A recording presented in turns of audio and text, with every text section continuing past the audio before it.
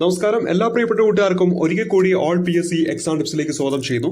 നമ്മൾ ഇന്നിവിടെ ചർച്ച ചെയ്യാൻ പോകുന്നത് കേരള PSCയുടെ പ്രിലിമിനറി എക്സാമിനേഷന് ഗുണപ്രദമാകുന്ന ഒരു റിവിഷൻ ക്ലാസ് ആണ്. നമ്മളിവിടെ പരിചയപ്പെടുത്തുന്നത് ഇന്ത്യയുടെ സ്വാതന്ത്ര്യ സമര കാലഘട്ടവുമായി ബന്ധപ്പെട്ടിട്ടുള്ള രണ്ടാമത്തെ റിവിഷൻ ക്ലാസ് ആണ് നിങ്ങൾ മുന്നിൽ പരിചയപ്പെടുത്തുന്നത്. നമ്മൾ ഒന്നാമത്തെ റിവിഷൻ ക്ലാസ്സിൽ 1919 ജാലിയൻവാലാബാഗ് സംഭവം വരെയുള്ള കാര്യങ്ങൾ നിങ്ങളുടെ മുന്നിൽ പറഞ്ഞ് അവസാനിപ്പിച്ചിട്ടുണ്ടായിരുന്നു. അതിനുശേഷം നമുക്കിനി അറിഞ്ഞിരിക്കുന്ന പ്രധാനപ്പെട്ട കാര്യങ്ങളാണ് ഈ വീഡിയോ ക്ലാസ്സിലൂടെ നിങ്ങൾ മുന്നിലേക്ക് ഒന്ന് പരിചയപ്പെടുത്തുന്നത്. ഇവിടെ നമ്മൾ തുടക്കം കുറിക്കുന്നത് ഇനി അടുത്തായിട്ട് നമുക്ക് അറിഞ്ഞിരിക്കേണ്ട പ്രധാനപ്പെട്ട ഒരു വർഷം എന്ന് പറയുന്നത് 1920 1920 കാലഘട്ടത്തിലെ നിസ്സഹകരണ പ്രസ്ഥാനവുമായി ബന്ധപ്പെട്ട കാര്യങ്ങളാണ് PSC പരീക്ഷയിൽ എപ്പോഴും ചോദിക്കാറുള്ളതാണ്. ഗാന്ധിജിയുടെ നേതൃത്വത്തിൽ 1920 നടന്ന നിസ്സഹകരണ പ്രസ്ഥാനം, മഹാത്മാഗാന്ധിജിയുടെ നേതൃത്വത്തിൽ നമ്മുടെ ഇന്ത്യയിൽ നടന്ന ആദ്യത്തെ ജനകീയ പ്രക്ഷോഭം എന്ന് വെച്ചാൽ ഉത്തരമായിട്ട് വരുന്നതും നിസ്സഹകരണ പ്രസ്ഥാനമാണ്. നിസ്സഹകരണ പ്രസ്ഥാനവുമായി ബന്ധപ്പെട്ട രണ്ട് INC സമ്മേളനം ഓർത്തിരിക്കേണ്ടതായിട്ടുണ്ട്. 1920 കാലഘട്ടത്തിൽ INC സമ്മേളനം കൊൽക്കത്തയിൽ വെച്ച് നടക്കുകയുണ്ടായി. ലാലാ ലജ്പത് റായിയുടെ നേതൃത്വത്തിലാണ് ഈ ഒരു സമ്മേളനം നടക്കുന്നത്. ഈ ഒരു സമ്മേളനത്തിൽ നിസ്സഹകരണ പ്രസ്ഥാനത്തെ പിന്തുണയ്ക്കുകയാണ് INC ചെയ്തത്. തുടർന്ന് അതേ വർഷം തന്നെ നാഗ്പൂരിൽ വെച്ച് നടന്ന INC സമ്മേളനത്തിൽ വിജയരാഘവാചാര്യായിരുന്നു അധ്യക്ഷ പദവിയിലുണ്ടായിരുന്നത്. വിജയരാഘവാചാര്യ അധ്യക്ഷ പദവിയിലുണ്ടായിരുന്ന നാഗ്പൂരിൽ വെച്ച് നടന്ന INC സമ്മേളനത്തിൽ നിസ്സഹകരണ പ്രസ്ഥാനവുമായി ബന്ധപ്പെട്ട പ്രമേയം അംഗീകരിക്കുകയാണ് ചെയ്യുന്നത്. തുടർന്ന് ഗാന്ധിജിയുടെ നേതൃത്വത്തിൽ നമ്മുടെ രാജ്യത്ത് നിസ്സഹകരണ പ്രസ്ഥാനം ആരംഭിക്കുന്നു. അപ്പോൾ രണ്ട് INC സമ്മേളനങ്ങൾ, ഒന്ന് കൊൽക്കത്തയിൽ വെച്ച് നടന്ന INC സമ്മേളനം, ലാലാ ലജ്പത് റായിയുടെ നേതൃത്വത്തിൽ നടന്ന സമ്മേളനം 1920 വർഷത്തിൽ നടന്നതാണ്. അവിടെ എന്താണ് ഈ പറയുന്ന നിസ്സഹകരണ പ്രസ്ഥാനത്തെ പിന്തുണയ്ക്കുകയാണ് ചെയ്യുന്നത്. നിസ്സഹകരണ പ്രസ്ഥാനത്തെ അംഗീകരിച്ചതെന്ന് എടുത്തു ചോദിക്കുമ്പോൾ അവിടെ ഉത്തരമായിട്ട് വേണ്ട നാഗ്പൂർ INC സമ്മേളനം 1920 അധ്യക്ഷ പദവിയിൽ ആരെന്ന് ചോദിച്ചാൽ വിജയരാഘവാചാര്യാണ് ഉത്തരമായിട്ട് വരേണ്ടത്. അപ്പോൾ നിസ്സഹകരണ പ്രസ്ഥാനം ഗാന്ധിജിയുടെ നേതൃത്വത്തിൽ നടന്നിട്ടുള്ള ആദ്യത്തെ ജനകീയ പ്രക്ഷോഭമാണ് നമ്മുടെ ഇന്ത്യയിൽ എന്ന കാര്യം ഓർത്തിരിക്കുക. ഈ നിസ്സഹകരണ പ്രസ്ഥാനവുമായിട്ട് ബന്ധപ്പെട്ട് അറിഞ്ഞിരിക്കേണ്ട മറ്റൊരു ഇമ്പോർട്ടൻറ്റ് ഫാക്ട് എന്ന് പറയുന്നത് 1921 വർഷകാലയളവിൽ യൂണിഫോമായിട്ട് ഖാദി വസ്ത്രം തെരഞ്ഞെടുത്തു എന്നതാണ്. അപ്പോൾ യൂണിഫോമായിട്ട് ഖാദി വസ്ത്രം തെരഞ്ഞെടുത്തത് 1921 കാര്യം ഓർത്തിരിക്കണം. അതും പരീക്ഷയ്ക്ക് ചോദിക്കുന്ന ഒരു വർഷമാണ്. അതുപോലെ തന്നെ രണ്ട് വനിതകളെ നിസ്സഹകരണ പ്രസ്ഥാനവുമായി ബന്ധപ്പെട്ട് അറസ്റ്റ് ചെയ്തിട്ടുണ്ട്. ഒന്ന് ബാസന്തി ദേവി, മറ്റൊന്ന് ഊർമിള ദേവിയുമാണ്. നിസ്സഹകരണ പ്രസ്ഥാനവുമായി ബന്ധപ്പെട്ട് അറസ്റ്റ് ചെയ്ത വനിതകളാണ് ബാസന്തി ദേവി, അതുപോലെ തന്നെ ഊർമിള ദേവി എന്നീ കാര്യങ്ങൾ ഓർത്തിരിക്കുക. ഇനി നിസ്സഹകരണ പ്രസ്ഥാനം പിന്നീട് ഗാന്ധിജി നിർത്തുകയാണ് ചെയ്യുന്നത്. 1922 ഫെബ്രുവരി മാസം 5-ാം തീയതി നടന്ന ചൗരി ചൗര സംഭവത്തെ തുടർന്ന് മഹാത്മാഗാന്ധി നിസ്സഹകരണ പ്രസ്ഥാനം അവസാനിപ്പിക്കുന്നു. അപ്പൊ നിസ്സഹകരണ പ്രസ്ഥാനം അവസാനിപ്പിക്കാനുണ്ടായ സാഹചര്യം അല്ലെങ്കിൽ സംഭവം എന്ന് വെച്ചാൽ ഉത്തരമായിട്ട് വരേണ്ടത് ചൗരി ചൗര സംഭവമാണ്. 1922 ഫെബ്രുവരി 5-ാം തീയതി മഹാത്മാഗാന്ധി ഇങ്ങനെ നിസ്സഹകരണ പ്രസ്ഥാനം അവസാനിപ്പിച്ചതിനെ സ്വാതന്ത്ര്യ സമര സേനാനിയായ സുഭാഷ് ചന്ദ്രബോസ് പറഞ്ഞത് ദേശീയ ദുരന്തമെന്നാണ്. നിസ്സഹകരണ പ്രസ്ഥാനം മഹാത്മാഗാന്ധി അവസാനിപ്പിച്ചതിന് ആരാണ് ദേശീയ ദുരന്തം എന്ന് വിശേഷിപ്പിച്ചതെന്ന് വെച്ചാൽ സുഭാഷ് ചന്ദ്രബോസ് ആണ്. എന്നാൽ മഹാത്മാഗാന്ധി നിസ്സഹകരണ പ്രസ്ഥാനത്തെ വിശേഷിപ്പിച്ചത് ഹിമാലയൻ മണ്ടത്തരം എന്നാണ്. ഹിമാലയൻ മണ്ടത്തരം എന്നാണ് മഹാത്മാഗാന്ധി നിസ്സഹകരണ പ്രസ്ഥാനത്തെ 1922 ഫെബ്രുവരി 5-ലെ ചൗരി ചൗര സംഭവത്തെ തുടർന്ന് ഈ ഒരു നിസ്സഹകരണ പ്രസ്ഥാനം നിർത്തലിന്റെ ഭാഗത്ത് മഹാത്മാഗാന്ധി വിശേഷിപ്പിച്ച എന്താണ്? ഹിമാലയൻ മണ്ടത്തരം എന്നാണെന്ന കാര്യം ഓർക്കുക. നമുക്കറിയാം മഹാത്മാഗാന്ധിയുടെ സമരം എന്ന് പറയുന്ന അഹിംസയിൽ അധിഷ്ഠിതമായിട്ടുള്ളതായിരുന്നെങ്കിൽ ഈ പറയുന്ന ചൗരി ചൗര സംഭവം എന്ന് പറഞ്ഞാൽ അതിന് നേർ വിപരീതമായിരുന്നു. അതുകൊണ്ട് തന്നെ അദ്ദേഹം ഈ പറയുന്ന നിസ്സഹകരണ പ്രസ്ഥാനത്തെ എന്താണ്? ഹിമാലയൻ മണ്ടത്തരം എന്നാണ് വിശേഷിപ്പിച്ചത്. അപ്പൊ ഹിമാലയൻ മണ്ടത്തരം എന്ന് പറഞ്ഞത് ഗാന്ധിജി ആണെങ്കിൽ ദേശീയ ദുരന്തം എന്ന് വിശേഷിപ്പിച്ച ആരാണ്? സുഭാഷ് ചന്ദ്രബോസ് ആണെന്ന കാര്യം ഓർത്തിരിക്കുക. ഇനി അടുത്തായിട്ട് നമുക്ക് അറിഞ്ഞിരിക്കേണ്ടത് ഈ പറയുന്ന ചൗരി ചൗര സംഭവം തന്നെയാണ്. 1922 ഫെബ്രുവരി മാസം 5-ാം തീയതിയാണ് എന്ത് നടക്കുന്നത്? ചൗരി ചൗര സംഭവം നടക്കുന്നത്. ഈ ചൗരി ചൗര എന്ന് പറയുന്നത് ഉത്തർപ്രദേശിലെ ഗോരഖ്പൂർ ജില്ലയിൽ പെടുന്ന ഒരു സ്ഥലമാണെന്ന കാര്യം ഓർക്കണം. കോൺഗ്രസ് ജാഥയ്ക്കു നേരെ പോലീസ് വെടിവെച്ചതിനെ തുടർന്ന് ജനക്കൂട്ടം പോലീസ് സ്റ്റേഷൻ ആക്രമിക്കുന്നതാണ് ചൗരി ചൗര സംഭവം എന്ന് പറയുന്നത്. ഈ ആക്രമണത്തിൽ എത്ര പോലീസുകാർ കൊല്ലപ്പെട്ടു എന്നൊരു ചോദ്യം ചോദിക്കാറുണ്ട്. ഉത്തരമായിട്ട് വരേണ്ടതും ഈ പറയുന്ന 22 തന്നെയാണ്. 22 പോലീസുകാരാണ് ഈ പറയുന്ന പോലീസ് സ്റ്റേഷൻ ആക്രമിക്കുന്ന സമയത്ത് കൊല്ലപ്പെട്ടത് എന്ന കാര്യം ഓർത്തിരിക്കുക. ഈ ചൗര ചൗര സംഭവമൊക്കെ നടക്കുന്ന സമയത്ത് വൈസ്രോയ് പദവിയിലുണ്ടായിരുന്ന റീഡിംഗ് പ്രഭു ആയിരുന്നു. ഈ ഒരു സമയത്ത് ഗാന്ധിജി എവിടായിരുന്നു എന്നൊരു ചോദ്യം ചോദിക്കും. ഉത്തരമായിട്ട് വരേണ്ടത് ഏർവാഡ ജയിലിലാണ്. ഈ ഒരു സമയത്ത് ഗാന്ധിജി ഏർവാഡ ജയിലിലാണെന്ന കാര്യം ഓർത്തിരിക്കുക. ഇങ്ങനെ ചൗരി ചൗര സംഭവത്തെ തുടർന്നിട്ട് ഗാന്ധിജി നിസ്സഹകരണ പ്രസ്ഥാനം പിൻവലിക്കുന്നു. ഇങ്ങനെ പിൻവലിച്ചതിന് ലാലാ ലജ്പത് റായ് പറഞ്ഞൊരു വാക്കുണ്ട്: ഒരു ഗ്രാമം ചെയ്ത തെറ്റിന് ഒരു രാജ്യത്തെ മുഴുവൻ ശിക്ഷിക്കുന്നത് ശരിയല്ല എന്ന് പറഞ്ഞത് ആരാണ്? ലാലാ ലജ്പത് ലജ്പത് റായ് ആണെന്ന കാര്യം കൂടി ഓർത്തിരിക്കുക. അപ്പം ഇവിടെ നിസ്സഹകരണ പ്രസ്ഥാനം നടന്ന വർഷം ഇമ്പോർട്ടന്റ് ആണ്. 1920-22 കാലഘട്ടത്തിലാണ് നിസ്സഹകരണ പ്രസ്ഥാനം നടക്കുന്നത്. അതിൽ തന്നെ അത് നിർത്തലാക്കാൻ കാരണമായ സംഭവം 1922 ഫെബ്രുവരി 5-ാം തീയതിയിലെ ചൗരി ചൗര സംഭവമാണ്. ചൗരി ചൗര എവിടാന്ന് വെച്ചിട്ടുണ്ടെങ്കിൽ ഉത്തർപ്രദേശിലെ ഗോരഖ്പൂർ ജില്ലയിലാണെന്ന കാര്യം ഓർത്തിരിക്കുക. എത്ര പോലീസുകാരാണ് അവിടെ കൊല്ലപ്പെട്ടത് എന്ന് ചോദിച്ചിട്ടുണ്ടെങ്കിൽ 22 ആണെന്ന കാര്യം ഓർത്തിരിക്കണം. അതായത് ഈ വർഷം തന്നെ ഓർത്തിരുന്നാൽ മതി, അപ്പോൾ നമുക്ക് അവിടെ 22 എന്ന് കിട്ടും. ഇനി അടുത്തായിട്ട് അറിഞ്ഞിരിക്കേണ്ട ഈ ഒരു സമയത്ത് വൈസ്രോയി ആരെന്ന് വെച്ചാൽ റീഡിംഗ് പ്രഭുവാണ്. ഈ സമയത്ത് ഗാന്ധിജിയോടാന്ന് വെച്ചാൽ ഏർവാഡ ജയിലിലാണ്. അതുപോലെ തന്നെ ഒരു ഗ്രാമം ചെയ്ത തെറ്റിന് ഒരു രാജ്യത്തെ മുഴുവൻ ശിക്ഷിക്കുന്നത് ശരിയല്ല എന്ന് പറഞ്ഞതാരാണ്? ലാലാ ലജ്പത് റായ് ആണ്. ഈ പറയുന്ന നിസ്സഹകരണ പ്രസ്ഥാനം നിർത്തലാക്കിയതിന്റെ ഭാഗമായിട്ട്. അതേസമയത്ത് നിസ്സഹകരണ പ്രസ്ഥാനം നിർത്തലാക്കിയതിന് ദേശീയ ദുരന്തം എന്ന് പറഞ്ഞ സുഭാഷ് ചന്ദ്രബോസ് ആണ്. നിസ്സഹകരണ പ്രസ്ഥാനത്തെ ഹിമാലയൻ മണ്ടത്തരം എന്ന് പറഞ്ഞ ആര് തന്നെയാണ്? ഗാന്ധിജിയാണെന്ന കാര്യം കൂടി ഓർത്തിരിക്കുക. ഇനി 1921 കാലഘട്ടത്തിലേക്കും കൂടെ ഒന്ന് തിരിഞ്ഞു വരുമ്പോൾ 1921 കാലഘട്ടത്തിലേക്ക് വരുമ്പോൾ അവിടെ ഗാന്ധിജി, അതായത് INCയുടെ ഒരു സമ്മേളനം വിജയവാഡയിൽ വെച്ച് നടക്കുകയുണ്ടായി. ആ ഒരു സമയത്ത് പിംഗലി വെങ്കയോട് പതാക രൂപകൽപ്പന ചെയ്യാൻ വേണ്ടി ആവശ്യപ്പെടുന്നുണ്ട്? ഗാന്ധിജി ആവശ്യപ്പെടുന്നുണ്ട്. അങ്ങനെ ആവശ്യപ്പെടുമ്പോൾ ആ പതാകയിൽ പറഞ്ഞിരുന്ന നിറങ്ങൾ എന്ന് പറയുന്നത് ചുവപ്പും പച്ചയും വെളുപ്പും മധ്യത്തിലായിട്ട് ചർക്കയും വേണമെന്നാണ് പറഞ്ഞിരുന്നത്. എന്താണ്? ചുവപ്പ്, പച്ച, വെളുപ്പ്, മധ്യത്തിലായിട്ട് ചർക്ക. ഈ 1921 വിജയവാഡയിൽ വെച്ച് നടന്ന INC സമ്മേളനത്തിൽ ഗാന്ധിജി പിംഗലി വെങ്കയോട് എന്തു പറയുന്നു? പതാക രൂപകൽപ്പന ചെയ്യാനായിട്ട് ആവശ്യപ്പെടുന്നുണ്ട്. അതുപോലെ തന്നെ ഇനി അറിഞ്ഞിരിക്കേണ്ടത്, അടുത്തായിട്ട് പ്രധാനമായിട്ടും അറിഞ്ഞിരിക്കുന്ന മറ്റൊന്നാണ് സാരാബന്ദി പ്രക്ഷോഭം. 1922 കാലഘട്ടത്തിലാണ് സാരാബന്ദി പ്രക്ഷോഭം നടക്കുന്നത്. അതിന്റെ നേതൃത്വം ആരെന്ന് വെച്ചിട്ടുണ്ടെങ്കിൽ സർദാർ വല്ലഭായ് പട്ടേൽ ആണെന്ന കാര്യം കൂടി ഓർത്തിരിക്കുക. അപ്പൊ നികുതിയും ഒക്കെ ആയിട്ട് ബന്ധപ്പെട്ടിട്ടുള്ള ഒരു പ്രക്ഷോഭമാണ് സാരാബന്ദി പ്രക്ഷോഭം. വർഷം 1922 ആണെന്ന് ഓർത്തിരിക്കുക. നേതൃത്വം ആരെന്ന് വെച്ചിട്ടുണ്ട്? ഉത്തരമായിട്ട് വരേണ്ടത് സർദാർ വല്ലഭായ് പട്ടേലാണ്. ഇനി 1923 സ്വരാജ് പാർട്ടി രൂപീകരിക്കുന്നത്. ഇന്ത്യയുടെ സ്വാതന്ത്ര്യ സമരവുമായി ബന്ധപ്പെട്ട മറ്റൊന്നാണ് സ്വരാജ് പാർട്ടി രൂപീകരണം 1923. 1923 കാലഘട്ടത്തിൽ CR ദാസിന്റെയും മോത്തിലാൽ നെഹ്റുവിന്റെയും നേതൃത്വത്തിലാണ് സ്വരാജ് പാർട്ടി രൂപീകരിക്കുന്നത്. ഇത് നിലവിൽ വരാൻ കാരണമായിട്ടുള്ള INC സമ്മേളനം ചോദിച്ചിട്ടുണ്ട് കെയാ സമ്മേളനമാണ്. അല്ലെങ്കിൽ 1923 സ്വരാജ് പാർട്ടി രൂപീകരിക്കുന്നതിന് തൊട്ട് മുമ്പ് നടന്ന INC സമ്മേളനം എവിടെ വെച്ചിട്ടാണെന്നൊരു ചോദ്യം PSC ചോദിച്ചിട്ടുണ്ട്. ഉത്തരമായിട്ട് വരുന്നത് ഗയാ സമ്മേളനമാണ്. INC ഗയാ സമ്മേളനം 1922. അതിനുശേഷം 1923 എന്ത് രൂപീകരിക്കുന്നത്? സ്വരാജ് പാർട്ടി രൂപീകരിക്കുന്നത്. ഈ സ്വരാജ് പാർട്ടിയും ഭരണഘടനയുമായിട്ട് ഒരു ബന്ധമുണ്ട്. അതായത് ഇന്ത്യക്ക് ഒരു ഭരണഘടന വേണമെന്ന ആശയം മുന്നോട്ട് വെച്ച ആദ്യ രാഷ്ട്ര പാർട്ടി ചോദിച്ചാൽ നമുക്ക് ഉത്തരമായിട്ട് വരേണ്ടത് 1923 കാലഘട്ടത്തിൽ CR ദാസും മോത്തിലാൽ നെഹ്റുവും ആരംഭിച്ച സ്വരാജ് പാർട്ടിയാണെന്ന കാര്യം ഓർത്തിരിക്കുക. ഈ ഒരു സ്വരാജ് പാർട്ടിയുടെ ആദ്യത്തെ പ്രസിഡന്റ് ആര്? ആദ്യത്തെ സെക്രട്ടറി ആരെന്ന് പരീക്ഷയ്ക്ക് ചോദിക്കാറുണ്ട്. ആദ്യത്തെ പ്രസിഡന്റ് CR ദാസ് ആണ്. സ്വരാജ് പാർട്ടിയുടെ ആദ്യത്തെ സെക്രട്ടറി വെച്ചിട്ടുണ്ടെങ്കിൽ മോത്തിലാൽ നെഹ്റുവാണ്. CR ദാസും മോത്തിലാൽ നെഹ്റുവുമാണ് ഈ ഒരു പാർട്ടിക്ക് നേതൃത്വം നൽകിയത്. അതിൽ ആദ്യത്തെ സെക്രട്ടറി ആയിട്ട് വരുന്നത് CR ദാസും ആദ്യത്തെ പ്രസിഡന്റ് ആയിട്ട് വരുന്നത് CR ദാസും അതുപോലെ തന്നെ സെക്രട്ടറി ആയിട്ട് വരുന്നത് മോത്തിലാൽ നെഹ്റു ആണെന്ന് ഓർത്തിരിക്കുക. ഒരിക്കൽ കൂടി പറയാം, ആദ്യത്തെ പ്രസിഡന്റ് ആരെന്ന് വെച്ചാൽ CR ദാസ് ആണ്. ആദ്യത്തെ സെക്രട്ടറി ആരെന്ന് വെച്ചിട്ടുണ്ടെങ്കിൽ മോത്തിലാൽ നെഹ്റു ആണ്. സ്വരാജ് പാർട്ടിയുടെ ആദ്യത്തെ സമ്മേളനം കൂടുന്നത് എവിടെ വെച്ചിട്ടാണെന്ന് വെച്ചാൽ അലഹബാദിൽ വെച്ചിട്ടാണ്. അലഹബാദിൽ വെച്ചിട്ടാണ് സ്വരാജ് പാർട്ടിയുടെ ആദ്യത്തെ സമ്മേളനം കൂടുന്നത് എന്ന കാര്യം കൂടി ഓർത്തിരിക്കുക. സ്വരാജ് പാർട്ടി രൂപീകരിച്ച വർഷം 1923. 1922 കെയ INC സമ്മേളനം ഓർത്തിരിക്കണം. അതുപോലെ തന്നെ ആദ്യത്തെ പ്രസിഡന്റ് ആണെന്ന് വെച്ചിട്ടുണ്ടെങ്കിൽ CR ദാസും ആദ്യത്തെ സെക്രട്ടറി ആണെന്ന് വെച്ചാൽ മോത്തിലാൽ നെഹ്റു. അതുപോലെ തന്നെ ആദ്യ സമ്മേളനം എവിടെയാണെന്ന് വെച്ചിട്ടുണ്ടെങ്കിൽ അലഹബാദിലാണെന്ന കാര്യം ഓർത്തിരിക്കുക. ഈ 1926 കാലഘട്ടത്തിൽ ഇന്ത്യയിൽ ഒരു പബ്ലിക് സർവീസ് കമ്മീഷൻ വരുന്നുണ്ട്. 1926 കാലഘട്ടത്തിൽ ഇന്ത്യയിൽ എന്ത് വരുന്നുണ്ട്? ഒരു പബ്ലിക് സർവീസ് കമ്മീഷൻ വരുന്നുണ്ടെന്ന കാര്യം ഓർത്തിരിക്കുക. 1926 ഒക്ടോബർ 1-ാം തീയതിയാണ് പബ്ലിക് സർവീസ് കമ്മീഷൻ വരുന്നത്. അതിന്റെ ആദ്യത്തെ ചെയർമാൻ ആണെന്ന് വെച്ചിട്ടുണ്ടെങ്കിൽ റോസ് ബാർക്കർ ആണ്. നമ്മൾ പരിചയപ്പെട്ടിട്ടുള്ള കാര്യമാണ്. ഈ പറയുന്ന പബ്ലിക് സർവീസ് കമ്മീഷന്റെ ആദ്യത്തെ ചെയർമാൻ ആണെന്ന് വെച്ചിട്ടുണ്ടെങ്കിൽ ഉത്തരമായിട്ട് വരേണ്ടത് റോസ് ബാർക്കർ ആണെന്ന കാര്യം ഓർത്തിരിക്കുക. 1923 നിയമിച്ച ലീ പ്രഭുവിന്റെ ആ ഒരു ഇതിൽ വന്ന ഒരു കമ്മീഷന്റെ ഒക്കെ നിർദ്ദേശപ്രകാരമാണ് എന്ത് വരുന്നത്? 1926 കാലഘട്ടത്തിൽ പബ്ലിക് സർവീസ് കമ്മീഷൻ വരുന്നത്. ഇത് പിന്നീട് ഗവൺമെന്റ് ഓഫ് ഇന്ത്യ ആക്ട് 1935 നിലവിൽ വരുന്ന സമയത്ത് ഇതൊരു ഫെഡറൽ പബ്ലിക് സർവീസ് കമ്മീഷനൊക്കെ ആയിട്ട് മാറുകയും നമ്മുടെ ഇന്ത്യ സ്വാതന്ത്ര്യം നേടിയ ശേഷം ഇന്ത്യ റിപ്പബ്ലിക് ആയപ്പോൾ 1950 കാലഘട്ടത്തിൽ എന്താണ് ഇതൊരു യൂണിയൻ പബ്ലിക് സർവീസ് കമ്മീഷനായിട്ട് മാറ്റപ്പെടുകയും ചെയ്തു എന്ന കാര്യം കൂടി ജസ്റ്റ് ഒന്ന് ഓർത്തിരിക്കുക. 1926 ഒക്ടോബർ 1 ആ ഒരു തീയതി ഓർത്തിരിക്കേണ്ടത്. PSC വരുന്നത് എപ്പോഴാണെന്ന് വെച്ചാൽ 1926 ഒക്ടോബർ 1. ആദ്യത്തെ ചെയർമാൻ ചോദിച്ചിട്ടുണ്ടെങ്കിൽ റോസ് ബാർക്കർ ആണ്. 1923 നിയമിച്ച ലീ കമ്മീഷന്റെ ശുപാർശ പ്രകാരമാണ് ഇത് നിലവിൽ വരുന്ന കാര്യം ഓർത്തിരിക്കുക. 1935 ഗവൺമെന്റ് ഓഫ് ഇന്ത്യ ആക്ടിന് ശേഷം ഇത് ഫെഡറൽ പബ്ലിക് സർവീസ് കമ്മീഷൻ എന്നും 1950 ഇത് എന്തായിട്ട് മാറുന്നു? UPSC എന്നായിട്ട് മാറുന്നു എന്ന കാര്യം കൂടി ഓർത്തിരിക്കുക. ഇനി വളരെ പ്രധാനപ്പെട്ട ഒരു വർഷമാണ് 1927 സൈമൺ കമ്മീഷൻ.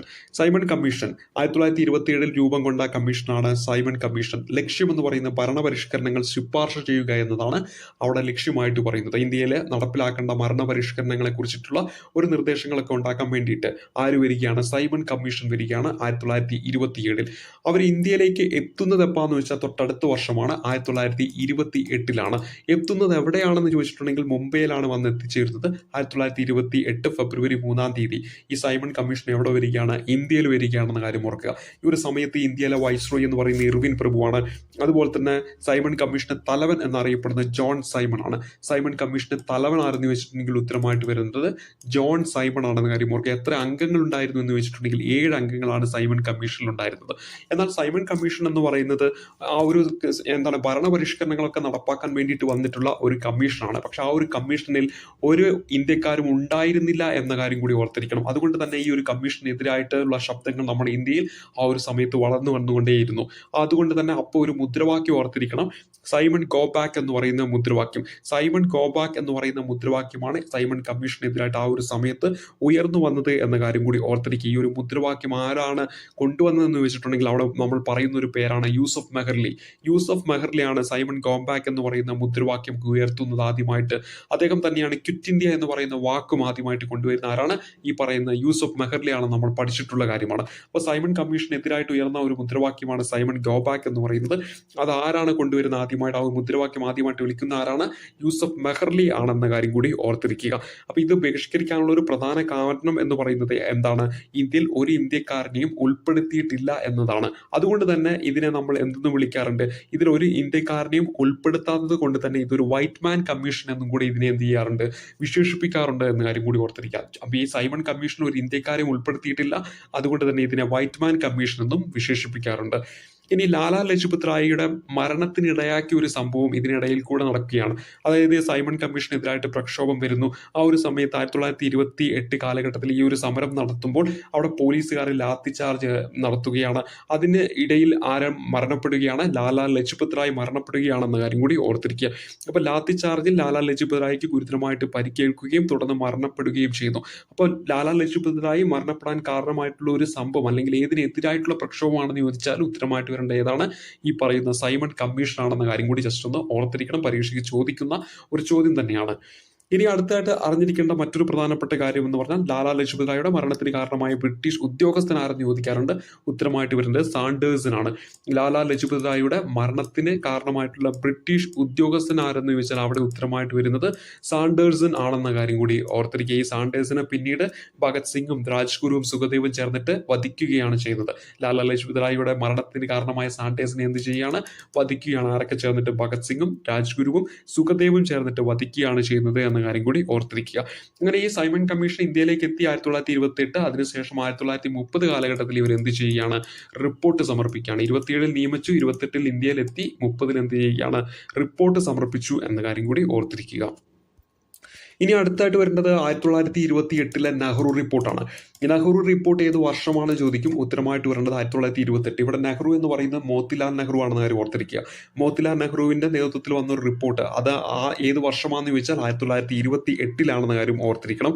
എന്നാൽ ഈ ഒരു റിപ്പോർട്ട് തള്ളിക്കൊണ്ട് 14 തത്വങ്ങൾ കൊണ്ടുവന്നത് മുഹമ്മദ് അലി ജിന്നയാണ്. അതായത് നെഹ്റു റിപ്പോർട്ട് 1928 നെഹ്റു റിപ്പോർട്ടിനെ ആ ഒരു റിപ്പോർട്ടിനെ പൂർണ്ണമായിട്ടും തള്ളിക്കൊണ്ടിട്ട് എന്ത് ചെയ്യാണ്? 14 ഇന തത്വങ്ങൾ കൊണ്ടുവരുന്ന ആരാണ്? മുഹമ്മദ് അലി ജിന്നയാണെന്ന കാര്യം കൂടി ഓർത്തിരിക്കുക. അപ്പൊ നെഹ്റു റിപ്പോർട്ട് ഏത് വർഷമാണ് ചോദിക്കും. 1928. 14 തത്വങ്ങൾ ആരുടെയാണെന്ന് വെച്ചിട്ടുണ്ടെങ്കിൽ മുഹമ്മദ് അലി ജിന്നയാണെന്ന കാര്യം കൂടി ഓർത്തിരിക്കുക. ഇനി അടുത്തത് അറിഞ്ഞിരിക്കേണ്ടത് 1928 തന്നെ നടന്നിട്ടുള്ള ബർദോളി സത്യാഗ്രഹമാണ്. ബർദോളി സത്യാഗ്രഹം 1928 നേതൃത്വം നൽകിയത് ആരെന്ന് വെച്ചാൽ സർദാർ വല്ലഭായ് പട്ടേലാണ്. ഈ ഒരു ബർദോളി സത്യാഗ്രഹം നടന്ന ബർദോളി എവിടെയാണെന്ന് വെച്ചിട്ടുണ്ടെങ്കിൽ ഗുജറാത്തിലാണെന്ന കാര്യം ഓർത്തിരിക്കണം. അതുപോലെ തന്നെ ഭൂനികുതി വർധനവിനെതിരെ കർഷകർ നടത്തിയിട്ടുള്ള ഒരു സത്യാഗ്രഹമാണ് ഏതെന്ന് പറയുന്നത് ബർദോളി സത്യാഗ്രഹം എന്ന കാര്യം ഓർത്തിരിക്കുക. അതുപോലെ തന്നെ ഈ ഒരു ബർദോളി സത്യാഗ്രഹത്തിന് നേതൃത്വം നൽകിയത് കൊണ്ടാണ് ഗാന്ധിജി സർദാർ വല്ലഭായ് പട്ടേലിന് സർദാർ എന്ന ഒരു ബഹുമതി നൽകുന്നത്. അപ്പം ആരാണ് സർദാർ വല്ലഭായ് പട്ടേലിന് സർദാർ എന്ന ബഹുമതി നൽകിയെന്ന് വെച്ചാൽ ഗാന്ധിജി സാഹചര്യം ചോദിച്ചാൽ 1928 ബർദോളി സത്യാഗ്രഹത്തിന് നേതൃത്വം നൽകി എന്നതാണ്. ഗാന്ധിജി നൽകിയ ഈ സർദാർ എന്ന് പറയുന്ന ബഹുമതി, സർദാർ എന്ന ആ ഒരു പേരിനോടൊപ്പം കൂട്ടി അത് ആദ്യമായിട്ട് വിളിച്ചത് സരോജിനി നായിഡു ആണ്. സർദാർ വല്ലഭായ് പട്ടേൽ എന്ന് ആദ്യമായിട്ട് വിളിച്ചത് ആരാണ്? സരോജിനി നായിഡു ആണെന്ന കാര്യം കൂടി ഓർത്തിരിക്കുക. അദ്ദേഹത്തിന്റെ ഈ പറയുന്ന സർദാർ വല്ലഭായ് പട്ടേലിന്റെ പ്രസിദ്ധമായിട്ടുള്ള ഒരു വാക്കാണ്, എനിക്ക് ഒരേ ഒരു കൾച്ചറേ അറിയൂ, അത് അഗ്രികൾച്ചർ ആണെന്ന് പറഞ്ഞത് ആരാണ്? സർദാർ വല്ലഭായ് പട്ടേലാണ്. 1928 ബർദോളി സത്യാഗ്രഹം, ബർദോളി ഗുജറാത്തിലാണ്. ഭൂനികുതി വർധനവിനെതിരായിട്ട് കർഷകർ നടത്തിയ സമരമാണിത്. സർദാർ എന്ന ബഹുമതി നൽകുന്നത് ഗാന്ധിജിയാണ്. ആദ്യമായിട്ട് വിളിക്കുന്ന സരോജിനി നായിഡു ആണ്. ബർദോളി എന്ന് പറയുന്നത് ഗുജറാത്തിലാണ്. അതുപോലെ തന്നെ ബർദോളി ഗാന്ധി എന്നറിയപ്പെടുന്ന സർദാർ വല്ലഭായ് പട്ടേലിനെയാണ്. എനിക്ക് ഒരേ ഒരു കൾച്ചറേ അറിയൂ, അത് അഗ്രികൾച്ചർ ആണെന്ന് പറഞ്ഞതും ആര് തന്നെയാണ്? സർദാർ വല്ലഭായ് പട്ടേലാണ്. ഇനി 1929 പ്രസിദ്ധമായിട്ടുള്ള പൂർണ്ണ സ്വരാജ് പ്രഖ്യാപനം. 1929 സമ്മേളനം, INC സമ്മേളനം നടക്കുന്ന ലാഹോറിൽ വെച്ചിട്ടാണ്. 1929 INC സമ്മേളനം നടക്കുന്ന ലാഹോറിൽ വെച്ചിട്ടാണ്. അധ്യക്ഷ പദവിയിൽ ഉണ്ടായിരുന്ന നെഹ്റു ആണെന്ന കാര്യം ഓർക്കുക. 1928 അധ്യക്ഷ പദവിയിൽ മോത്തിലാൽ നെഹ്റു, 1929 അധ്യക്ഷ പദവിയിൽ ആരാണ് വരുന്നത്? ജവഹർലാൽ നെഹ്റുവാണ്. അവിടെ ഒരു ചോദ്യമായിട്ട് വരുന്നത് ഇങ്ങനെയായിരുന്നു, അതായത് അച്ഛനും മകനും തൊട്ടടുത്ത വർഷങ്ങളിൽ എന്ത് വരികയാണ്? INCയുടെ പ്രസിഡന്റ് പദവിയിലേക്ക് എത്തുകയാണ് എന്ന കാര്യം കൂടി ജസ്റ്റ് ഒന്ന് ഓർത്തിരിക്കുക. അതുപോലെ തന്നെ 1929 INC ലാഹോർ സമ്മേളനം, ആ ഒരു സമ്മേളനത്തിൽ അധ്യക്ഷ പദവിയിൽ ഉണ്ടായിരുന്ന ജവഹർലാൽ നെഹ്റു ആണ്. ജവഹർലാൽ നെഹ്റു ആ ഒരു സമ്മേളനത്തിൽ എന്താണ്? പൂർണ്ണ സ്വരാജ് പ്രഖ്യാപനമൊക്കെ നടത്തുകയാണ്. 1929 ഡിസംബർ 31 തീയതി, 1929 ഡിസംബർ 31 തീയതി എന്താണ്? ഒരു ത്രിവർണ്ണ പതാക ഇന്ത്യക്കായിട്ട് ഉയർത്തുകയാണ് ഈ പറയുന്ന ലാഹോർ സമ്മേളനത്തിൽ.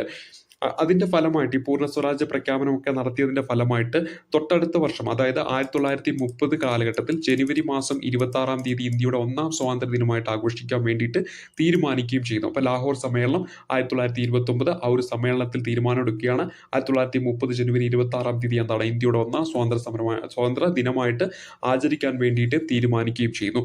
ഈ ജനുവരി 26 ഒരു പ്രത്യേകതയുണ്ട്. നമ്മുടെ റിപ്പബ്ലിക് ദിനം എന്ന് പറയുന്നത് ജനുവരി 26 അതായത് നമ്മുടെ ഭരണഘടന നിലവിൽ വന്ന ദിവസം എന്ന് പറയുന്നത് 1950 ജനുവരി 26 ഈ ജനുവരി 26 ചൂസ് ചെയ്യാനുള്ള ഒരു മെയിൻ കാരണം ഇത് തന്നെയാണ്. 1930 ജനുവരി 26 എന്ന് പറയുന്നത് ഇന്ത്യയുടെ 1ാം സ്വാതന്ത്ര്യ ദിനമായിട്ട് കണക്കാക്കി എന്നതുകൊണ്ടാണ് 1950 ജനുവരി 26 തന്നെ ഇന്ത്യയുടെ റിപ്പബ്ലിക് ദിനമായിട്ട് എടുക്കുവാനുണ്ടായ ഒരു പ്രധാനപ്പെട്ട കാരണം എന്ന കാര്യം കൂടി ഒന്ന് ഓർത്തിരിക്കുക. ഇനി ഈ ഒരു സമയത്ത് ഈ ലാഹോറിൽ വെച്ച് നടന്ന INC സമ്മേളനത്തിലൂടെ എന്താണ്? ഈ പറയുന്ന ഗാന്ധിജിയുടെ സിവിൽ നിയമലംഘന പ്രസ്ഥാനത്തിനൊക്കെ ഒരു അംഗീകാരം കിട്ടിയ ഒരു INC സമ്മേളനം കൂടിയായിരുന്നു 1929 ലാഹോറിൽ വെച്ച് നടന്ന സമ്മേളനം. ഇതിന്റെ ഫലമായിട്ട് ഇനി നമുക്ക് പഠിക്കേണ്ടത് 1930 1930 കാലഘട്ടത്തിൽ ഗാന്ധിജി എന്താ ആരംഭിക്കുകയാണ്? സിവിൽ നിയമലംഘന പ്രസ്ഥാനം ആരംഭിക്കുകയാണെന്ന് ആരും ഓർക്കുക. അപ്പൊ ഇത് ഗാന്ധിജിയുടെ 2ാമത്തെ ജനകീയ പ്രക്ഷോഭമാണ്. നിസ്സഹകരണ പ്രസ്ഥാനം നമ്മൾ തൊട്ടു മുമ്പ് പരിചയപ്പെട്ടു. 1920 കാലഘട്ടത്തിൽ ഗാന്ധിജി ആദ്യത്തെ ജനകീയ പ്രക്ഷോഭമായിരുന്നെങ്കിൽ 1930 ആരംഭിച്ച സിവിൽ നിയമലംഘന പ്രസ്ഥാനം എന്താണ്? ഗാന്ധിജിയുടെ 2ാമത്തെ ജനകീയ പ്രക്ഷോഭമാണെന്ന കാര്യം ഓർത്തിരിക്കുക. അപ്പോൾ ഈ പറയുന്ന സിവിൽ നിയമലംഘന പ്രസ്ഥാനത്തിന്റെ ഭാഗമായിട്ടാണ് പ്രസിദ്ധമായിട്ടുള്ള ഉപ്പ് സത്യാഗ്രഹം ആരംഭിക്കുന്നത് എന്ന കാര്യം ഓർക്കുക. ഉപ്പ് സത്യാഗ്രഹം ഏതിന്റെ ഭാഗമായിട്ടാണ്? ഈ പറയുന്ന സിവിൽ നിയമലംഘന പ്രസ്ഥാനത്തിന്റെ ഭാഗമായിട്ടാണെന്ന കാര്യം ഓർത്തിരിക്കണം. അങ്ങനെ സിവിൽ നിയമലംഘന പ്രസ്ഥാനത്തിന്റെ ഭാഗമായിട്ട് ഉപ്പ് സത്യാഗ്രഹം 1930 കാലഘട്ടത്തിൽ ആരംഭിക്കുകയാണ് ഗാന്ധിജിയുടെ നേതൃത്വത്തിൽ. 1930 മാർച്ച് 12 തീയതി ഉപ്പ് സത്യാഗ്രഹത്തിന്റെ ഭാഗമായിട്ട് 1930 മാർച്ച് മാസം 12 തീയതി എന്ത് വരികയാണ്? ദണ്ഡി യാത്ര ആരംഭിക്കുകയാണ്. അതായത് സബർമതി ആശ്രമത്തിൽ നിന്ന്, ഗുജറാത്തിലെ സബർമതി ആശ്രമത്തിൽ നിന്ന് ദണ്ഡി കടപ്പുറത്തേക്ക് ദണ്ഡി യാത്ര ആരംഭിക്കുകയാണ്. 1930 മാർച്ച് 12 തീയതിയാണ് ദണ്ഡി യാത്ര ആരംഭിക്കുന്നത്. അത് പിന്നീട് ദണ്ഡി കടപ്പുറത്ത് എത്തിച്ചേരുന്നു 1930 ഏപ്രിൽ മാസം 5 തീയതി. തൊട്ടടുത്ത ദിവസം 1930 ഏപ്രിൽ 6 തീയതി ഗാന്ധിജി എന്ത് ചെയ്യുകയാണ്? ഉപ്പ് നിയമം ലംഘിക്കുകയാണെന്ന കാര്യം ഓർക്കുക. പ്രത്യേകം ശ്രദ്ധിക്കണം. ദണ്ഡി കടപ്പുറത്ത് എത്തിച്ചേരുന്ന 5 തീയതി ഉപ്പ് നിയമം ലംഘിക്കുന്നത് തൊട്ടടുത്ത ദിവസമാണെന്ന കാര്യം ഓർക്കുക. 1930 മാർച്ച് 12 തീയതി ഗാന്ധിജിയോടൊപ്പം ദണ്ഡി യാത്രയിൽ പങ്കെടുത്ത അനുയായികളുടെ എണ്ണം ചോദിച്ചാൽ 78 അതിൽ 4 മലയാളികളും ഉണ്ടായിരുന്നു. അപ്പം മൊത്തം 79 പേരായിരുന്നു അതിലുണ്ടായിരുന്നത്. അതിൽ ഗാന്ധിജി കൂടാതെ എത്ര പേരെന്ന് പറയും? 78 പേരാണെന്ന കാര്യം കൂടി ഓർത്തിരിക്കുക. ഇനി ഈ പറയുന്ന സബർമതിയിൽ നിന്ന് ദണ്ഡിയിലേക്കുള്ള ടോട്ടൽ എത്ര ദൂരമുണ്ടായിരുന്നു വെച്ചാൽ 385 കിലോമീറ്റർ ആണെന്ന കാര്യം ഓർത്തിരിക്കണം. അല്ലെങ്കിൽ 240 മൈൽ എന്ന് നമുക്ക് പറയാം. 385 കിലോമീറ്റർ അല്ലെങ്കിൽ 240 മൈൽ എന്ന് നമുക്ക് പറയാൻ പറ്റും. ഇനി ഈ ഒരു ദണ്ഡി യാത്രയിൽ ഉടനീളം മുഴങ്ങിക്കേട്ട ഒരു ഗാനമാണ് രഘുപതി രാഘവ രാജാറാം എന്ന് പറയുന്നത്.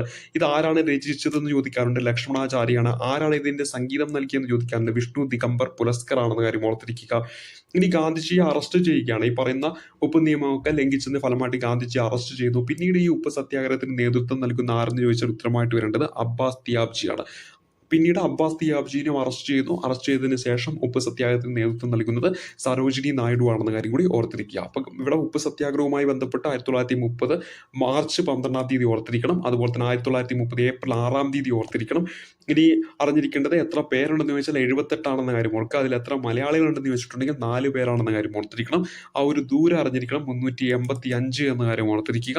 അതുപോലെ തന്നെ രഘുപതി രാഘവ രാജാറാം ഇതിൽ മുഴങ്ങിക്കേട്ട ഗാനമാണ്. അത് രചിച്ചതാരെന്ന് ചോദിച്ചാൽ ലക്ഷ്മണാചാര്യ. അതുപോലെ തന്നെ അത് സംഗീതം നൽകിയതാരെന്ന് വെച്ചാൽ വിഷ്ണു ദിഗംബർ പുലസ്കർ ആണെന്ന കാര്യം ഓർക്കുക. ഗാന്ധിജിയുടെ അറസ്റ്റിന് ശേഷം അബ്ബാസ് തിയാജിയെ ഏറ്റെടുക്കുന്നു. അതിനുശേഷം സരോജിനി നായിഡു ഏറ്റെടുക്കുന്നു എന്ന കാര്യം കൂടി ഓർത്തിരിക്കുക. ഇനി 3 വർഷങ്ങൾ ഒരുമിച്ച് വട്ടമേശ സമ്മേളനങ്ങൾ നടന്നത് 1930, 31, 32 ഈ വർഷങ്ങളിലാണ് എന്ത് നടക്കുന്നത്? വട്ടമേശ സമ്മേളനം നടക്കുന്നത്. എവിടെ വെച്ചിട്ടാണെന്ന് ചോദിക്കാറുണ്ട്. ലണ്ടനിലെ ജെയിംസ് പാലസിൽ വെച്ചിട്ടാണ്. ലണ്ടനിലെ ജെയിംസ് പാലസിൽ വെച്ചിട്ടാണ് വട്ടമേശ സമ്മേളനം നടക്കുന്നത്. ഈ ഒരു സമയത്ത് ബ്രിട്ടീഷ് പ്രധാനമന്ത്രി ആരെന്ന് വെച്ചാൽ റാംസെ മക്ഡൊണാൾഡ് ആണ്. റാംസെ മക്ഡൊണാൾഡ് ആണ് ഈ ഒരു സമയത്ത് ബ്രിട്ടീഷ് പ്രധാനമന്ത്രി. 1930 ഒന്നാമത്തെ വട്ടമേശ സമ്മേളനം നടക്കുമ്പോൾ ഇന്ത്യയിലെ വൈസ്രോയി ആയിരുന്നത് എർവിൻ പ്രഭു ആണെങ്കിൽ അവശേഷിക്കുന്ന 2 നടക്കുമ്പോൾ ഇന്ത്യയുടെ വൈസ്രോയി ആയിട്ട് വരുന്നത് വെല്ലിംഗ്ടൺ പ്രഭു. പ്രത്യേകം ശ്രദ്ധിക്കണം. 1930 എന്ന് പറയുന്നത് ഒന്നാം വട്ടമേശ സമ്മേളനം. ഒന്നാം വട്ടമേശ സമ്മേളനത്തിൽ ഇന്ത്യയുടെ വൈസ്രോയി പദവിയിൽ ഉണ്ടായിരുന്ന എർവിൻ പ്രഭുവാണ്. 1931, 32 കാലഘട്ടത്തിൽ 2ാമത്തെയും 3ാമത്തെയും വട്ടമേശ സമ്മേളനം നടക്കുമ്പോൾ അവിടെ വൈസ്രോയി പദവിയിൽ ഉണ്ടായിരുന്നത് വെല്ലിംഗ്ടൺ പ്രഭുവാണെന്ന് കാര്യം ഓർക്കുക. അവിടെ തന്നെ അറിഞ്ഞിരിക്കേണ്ട മറ്റൊന്നാണ് ഗാന്ധി ഇർവിൻ ഉടമ്പടിയുണ്ട്. അതായത് ഗാന്ധിജിയും ഇർവിനും തമ്മിൽ ഒരു ഉടമ്പടി ഉണ്ടാക്കുന്നു. അതിന്റെ ഫലമായിട്ട് ഗാന്ധിജി പറയുന്ന 1931 നടന്ന 2ാമത്തെ വട്ടമേശ സമ്മേളനത്തിൽ പങ്കെടുക്കുന്നുണ്ട്. അപ്പോൾ ഇവിടെ ഉടമ്പടി ആരൊക്കെ തമ്മിലാണ്? ഗാന്ധിയും ഇർവിനും തമ്മിലാണ്. പക്ഷേ ആ 2ാം വട്ടമേശ സമ്മേളനം നടക്കുമ്പോൾ വൈസ്രോയി ഇന്ത്യയിൽ ആരായിരുന്നു? പിന്നീട് മാറി വരികയാണ്, വെല്ലിംഗ്ടൺ പ്രഭു വരികയാണെന്ന കാര്യം ഓർക്കുക. അപ്പോൾ ഒന്നാം വട്ടമേശ സമ്മേളനത്തിന്റെ സമയത്ത് ഇർവിൻ പ്രഭു ആണെങ്കിൽ 2ഉം 3ഉം നടക്കുമ്പോൾ ഇന്ത്യയുടെ വൈസ്രോയി ആരെന്ന് ചോദിച്ചിട്ടുണ്ടെങ്കിൽ വെല്ലിംഗ്ടൺ പ്രഭു ആണെന്ന കാര്യം ഓർത്തിരിക്കുക. അപ്പോൾ ഗാന്ധി ഇർവിൻ ഉടമ്പടിയിലൂടെയാണ് മഹാത്മാഗാന്ധി എന്തിൽ പങ്കെടുക്കാൻ പോകുന്നത്? വട്ടമേശ സമ്മേളനത്തിൽ പങ്കെടുക്കാൻ പോകുന്നത്. ഗാന്ധിജി ആകെ ഒരു വട്ടമേശ സമ്മേളനത്തിലെ പങ്കെടുത്തിട്ടുള്ളൂ. അത് 2ാമത്തെ വട്ടമേശ സമ്മേളനം 1931 അപ്പോൾ ഗാന്ധി ഇർവിൻ ഉടമ്പടിയുടെ ഫലമായിട്ട് നിയമലംഘന പ്രസ്ഥാനം താൽക്കാലികമായിട്ട് നിർത്തുകയാണ്. അവിടെ ചെന്നിട്ട് പൂർണ്ണമായിട്ടും ബ്രിട്ടീഷുകാർ ഇന്ത്യ വിട്ടു പോകണമെന്നൊക്കെ ഗാന്ധി പറയുന്നു. അത് അംഗീകരിക്കുന്നില്ല. 2ാം വട്ടമേശ സമ്മേളനം പരാജയമായിട്ട് തീരുന്നു. തിരിച്ചു വീണ്ടും ഗാന്ധിജി ഇന്ത്യയിലേക്ക് വന്ന് നിയമലംഘന പ്രസ്ഥാനം വീണ്ടും ആരംഭിക്കുകയാണ് ചെയ്യുന്നത്. 1934 കൂടി നിയമലംഘന പ്രസ്ഥാനം പൂർണ്ണമായിട്ടും പിൻവലിക്കുകയും ചെയ്യുന്നു. അവിടെ തന്നെ 1934 ഓർക്കുമ്പോൾ 10 വർഷങ്ങൾക്ക് പിറകിൽ 1924 നമ്മൾ പഠിച്ചു വെക്കാറുണ്ട്. ഗാന്ധിജി ആദ്യമായിട്ട് INCയുടെ പ്രസിഡന്റ് ആയ വർഷമാണ്. ആ പ്രസിഡന്റ് ആയ വർഷത്തിന് ശേഷം 10 വർഷങ്ങൾക്ക് അപ്പുറം ഗാന്ധിജി INC വിട്ടു എന്ന് നമ്മൾ പഠിക്കാറുണ്ട്. അപ്പോൾ ഇവിടെ ഓർത്തിരിക്കേണ്ട പ്രധാനപ്പെട്ട പോയിന്റുകളാണ് നമ്മൾ പരിചയപ്പെടുത്തിയത്. ഈ INC സമ്മേളനമൊക്കെ നടക്കുന്ന അതല്ല ഈ പറയുന്ന വട്ടമേശ സമ്മേളനം നടക്കുന്ന സമയത്ത് ഈ പറയുന്ന ബ്രിട്ടന്റെ രാജാവായിരുന്നു വെച്ചാൽ ഉത്തരമായിട്ട് വരിക ജോർജ് 5-മനാണ്. വട്ടമേശ സമ്മേളനം നടക്കുന്ന സമയത്ത് ബ്രിട്ടനിലെ രാജാവായിരുന്നു വെച്ചിട്ടുണ്ടെങ്കിൽ ജോർജ് 5-മനാണെന്ന കാര്യം ഓർക്കുക. 2ാം വട്ടമേശ സമ്മേളനത്തിൽ ഗാന്ധിജിയോടൊപ്പം എത്ര പേരായിരുന്നു പങ്കെടുത്തതെന്ന് വെച്ചാൽ 107 പേര് പങ്കെടുത്തിട്ടുണ്ടായിരുന്നു.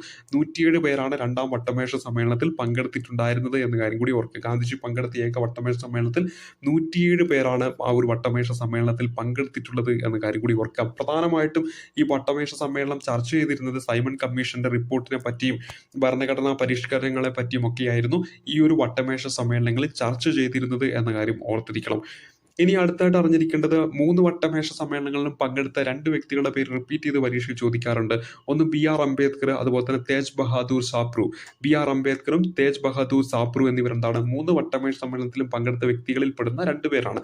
പിന്നെയുമുണ്ട് ജഹനാര ഷാനവാസും MR ജയങ്കറും അതുപോലെ തന്നെ ഹെൻറി ഗിഡ്നി തുടങ്ങിയ ആൾക്കാരൊക്കെ ഈ പറയുന്ന 3 വട്ടമേശ സമ്മേളനങ്ങളിൽ പങ്കെടുത്ത വ്യക്തികളാണ്. പൊതുവെ PSC പരീക്ഷയ്ക്ക് ചോദിക്കുമ്പോൾ BR അംബേദ്കറും അതുപോലെ തന്നെ തേജ് ബഹദൂർ സാപ്രു തുടങ്ങിയവരുടെ പേരുകൾ എപ്പോഴും എടുത്തെടുത്ത് ചോദിക്കാറുണ്ട്. ഇപ്പോൾ 3 വട്ടമേശ സമ്മേളനങ്ങളിലും പങ്കെടുത്ത 2 വ്യക്തികളുടെ പേര് ഓർത്തിരിക്കുക. BR അംബേദ്കർ, തേജ് ബഹദൂർ സപ്രു തുടങ്ങിയവരാണെന്ന കാര്യം ഓർത്തിരിക്കുക. ഇനി അടുത്തായിട്ട് അറിഞ്ഞിരിക്കുന്ന പ്രധാനപ്പെട്ട ഒന്ന്, വട്ടമേശ സമ്മേളനത്തിൽ ഇന്ത്യയെ ഒരു സംയുക്ത രാഷ്ട്രമാക്കുക എന്ന ആശയം കൊണ്ടുവന്നത് തേജ് ബഹദൂർ സപ്രു ആണ്. വട്ടമേശ സമ്മേളനം നടക്കുമ്പോൾ ഈ വട്ടമേശ സമ്മേളനത്തിലും പങ്കെടുത്ത വ്യക്തിയാണ് തേജ് ബഹദൂർ സപ്രു. അദ്ദേഹം ഈ വട്ടമേശ സമ്മേളനത്തിൽ ഒരു ആശയം കൊണ്ടുവരികയാണ്. എന്താണ് വട്ടമേശ സമ്മേളനത്തിൽ അദ്ദേഹം കൊണ്ടുവരുന്ന ആശയം എന്ന് പറഞ്ഞാൽ ഇന്ത്യയെ ഒരു സംയുക്ത രാഷ്ട്രമാക്കുക എന്നതാണ് അദ്ദേഹം കൊണ്ടുവന്ന ആശയം എന്ന കാര്യം കൂടി ജസ്റ്റ് ഒന്ന് ഓർത്തിരിക്കുക. വട്ടമേശ സമ്മേളനത്തിൽ ഇന്ത്യയെ ഒരു സംയുക്ത രാഷ്ട്രമാക്കുക എന്ന ആശയം കൊണ്ടുവന്ന വ്യക്തിയായിരുന്നു വെച്ചാൽ ഉത്തരമായിട്ട് വരേണ്ടത് തേജ് ബഹദൂർ സപ്രു ആണെന്ന കാര്യം ഓർത്തിരിക്കുക. 1931 മാർച്ച് 23 എന്ന് പറയുന്ന ഒരു തീയതിയും വളരെ ഇമ്പോർട്ടൻ്റ് ആണ്. ഭഗത് സിംഗിനെ തൂക്കിലേറ്റിയ തീയതിയാണ് ഈ പറയുന്ന 1931 മാർച്ച് 23 എന്ന കാര്യം ഓർക്കുക. 1931 മാർച്ച് 23 ഭഗത് സിംഗിനെ തൂക്കിലേറ്റിയ ആ ഒരു തീയതി ഓർത്തിരിക്കണം. 1931 മാർച്ച് 23 ലാഹോർ ഗുണ്ടാലോചന കേസുമായി ബന്ധപ്പെട്ട് രാജ്ഗുരു, സുഖദേവ് എന്നിവരെ ഭഗത് സിംഗിനോടൊപ്പം എന്ത് ചെയ്യുന്നുണ്ട്, തൂക്കിലേറ്റുന്നുണ്ടെന്ന കാര്യം കൂടി ഓർക്കുക. അപ്പൊ ഭഗത് സിംഗ്, രാജ്ഗുരു, സുഖദേവ് ഈ 3 പേരെയും എന്താണ് തൂക്കിലേറ്റുന്നു 1931 മാർച്ച് 23 തീയതിയാണെന്ന കാര്യം കൂടി ഓർത്തിരിക്കുക. ഇനി അടുത്തായിട്ട് അറിഞ്ഞിരിക്കേണ്ട പ്രധാനപ്പെട്ട ഒരു കാര്യം എന്ന് പറയുന്നത് കമ്മ്യൂണൽ അവാർഡാണ്. 1932 കാലഘട്ടത്തിലെ കമ്മ്യൂണൽ അവാർഡാണ് PSC എപ്പോഴും റിപ്പീറ്റ് ചെയ്ത് ചോദിക്കാറുള്ളത്. നമുക്കറിയാം ഈ ഒരു കമ്മ്യൂണൽ അവാർഡ് ആരാണ് പ്രഖ്യാപിച്ചതെന്ന് വെച്ചിട്ടുണ്ടെങ്കിൽ ബ്രിട്ടീഷ് പ്രധാനമന്ത്രിയായിട്ടുള്ള റാംസെ മക്ഡൊണാൾഡാണ്. റാംസെ മക്ഡൊണാൾഡാണ് കമ്മ്യൂണൽ അവാർഡ് 1932 കാലഘട്ടത്തിൽ പ്രഖ്യാപിക്കുന്നതെന്ന കാര്യം ഓർക്കുക. മുസ്ലിങ്ങൾക്കും സിഖുകാർക്കും ആംഗ്ലോ ഇന്ത്യൻ ക്രിസ്ത്യാനികൾ എന്നിവർക്ക് പുറമെ അധംസ്ഥിതർക്കും ഒക്കെ പ്രത്യേക നിയോജന മണ്ഡലങ്ങൾ ഏർപ്പെടുത്തുക എന്നതാണ് ഈ പറയുന്ന കമ്മ്യൂണൽ അവാർഡിലൂടെ അവർ മുന്നോട്ട് വെച്ചതെന്ന കാര്യം ഓർക്കുക. പക്ഷെ ഇത് ആരെ എതിർക്കുകയാണ്? മഹാത്മാഗാന്ധി എതിർക്കുകയാണ്. അതിന്റെ ഫലമായിട്ടാണ് 1932 സെപ്റ്റംബർ 24 എന്ത് വരുന്നത്, പൂനെ കരാറ് ഒപ്പിടുന്നത് എന്ന കാര്യം കൂടി ഓർക്കുക. മഹാത്മാഗാന്ധിയും BR അംബേദ്കറുമാണ് ഈ പറയുന്ന പൂനെ കരാർ ഒപ്പിടുന്നതെന്ന് നമ്മൾ പഠിച്ചിട്ടുള്ള കാര്യമാണ്. അതിൽ തന്നെ മഹാത്മാഗാന്ധി ആ ഒരു സമയത്ത് ജയിലിലായിരുന്നു. അതുകൊണ്ട് മഹാത്മാഗാന്ധിക്ക് അദ്ദേഹത്തിന് പ്രതിനിധിയായിട്ട് മദൻ മോഹൻ മാളവിയാണ് ഇതിൽ ഒപ്പിടുന്നതെന്നൊക്കെ നമ്മൾ പരിചയപ്പെട്ടിട്ടുണ്ടായിരുന്നു. അപ്പൊ ഇവിടെ മഹാത്മാഗാന്ധിയും അംബേദ്കറിനും വരാം, അല്ലെങ്കിൽ മദൻ മോഹൻ മാളവിയ ഗാന്ധിയുടെ പ്രതിനിധിയായിട്ട് ഇതിൽ ഒപ്പിടുകയാണ് ചെയ്യുന്നത്. അപ്പോൾ ഓർത്തിരിക്കണം 1932 സെപ്റ്റംബർ 24 പൂന കരാർ ഒപ്പിട്ട ആ ഒരു തീയതിയാണ്. ആരൊക്കെ തമ്മിലാണെന്ന് വെച്ചാൽ മഹാത്മാഗാന്ധിയും അംബേദ്കറും തമ്മിലാണെന്ന കാര്യം ഓർക്കുക.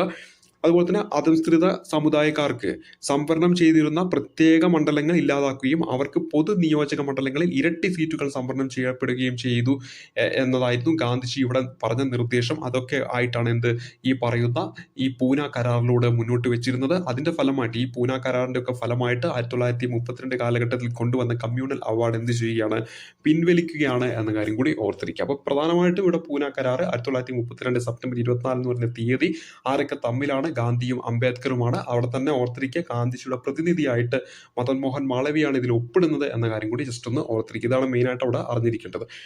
ഇനി അടുത്തായിട്ട് അറിഞ്ഞിരിക്കേണ്ട ഗവൺമെന്റ് ഓഫ് ഇന്ത്യ ആക്ട് 1935 തന്നെയാണ്. നമുക്കറിയാം ഗവൺമെന്റ് ഓഫ് ഇന്ത്യ ആക്ട് 1935 ഇത് പാസ്സാക്കുന്ന സമയത്ത് ഇന്ത്യയിലെ വൈസ്രോയി ആരെന്ന് വെച്ചാൽ വെല്ലിംഗ്ടൺ പ്രഭുവാണ്.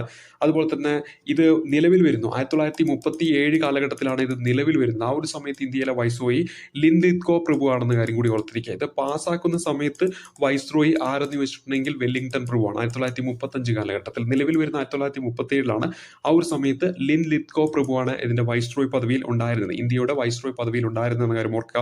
സാമുവൽ ഹോർ എന്ന് പറയുന്ന വ്യക്തിയുടെ പേര് ഓർത്തിരിക്കണം. ഈ പറയുന്ന 1935 ഈ ഗവൺമെന്റ് ഓഫ് ഇന്ത്യ ആക്ടിന്റെ ശില്പി ആരെന്നൊക്കെ ചോദിച്ചാൽ ഉത്തരമായിട്ട് വരുന്നത് സാമുവൽ ഹോർ ആണെന്ന കാര്യം ഓർക്കുക. സാമുവൽ ഹോർ ആണ് 1935 ഗവൺമെന്റ് ഓഫ് ഇന്ത്യ ആക്ടിന്റെ ശില്പി എന്ന കാര്യം കൂടി ഓർത്തിരിക്കണം. പരീക്ഷയ്ക്ക് ചോദിക്കുന്നതാണ്. ഇനി ഭരണഘടനയുടെ ബ്ലൂ പ്രിന്റ് എന്നറിയപ്പെടുന്നത് എന്താണെന്ന് ചോദിക്കാറുണ്ട്. 1935 ഗവൺമെന്റ് ഓഫ് ഇന്ത്യ ആക്ട് ആണ്. അതുപോലെ തന്നെ പ്രവിശ്യകളിൽ സ്വയംഭരണം ഏർപ്പെടുത്തി എന്നതാണ് ഈ പറയുന്ന ഗവൺമെന്റ് ഓഫ് ഇന്ത്യ ആക്ടിന്റെ ഒരു വലിയൊരു പ്രത്യേകതയായിട്ട് എടുത്തു ചോദിക്കുന്നത്.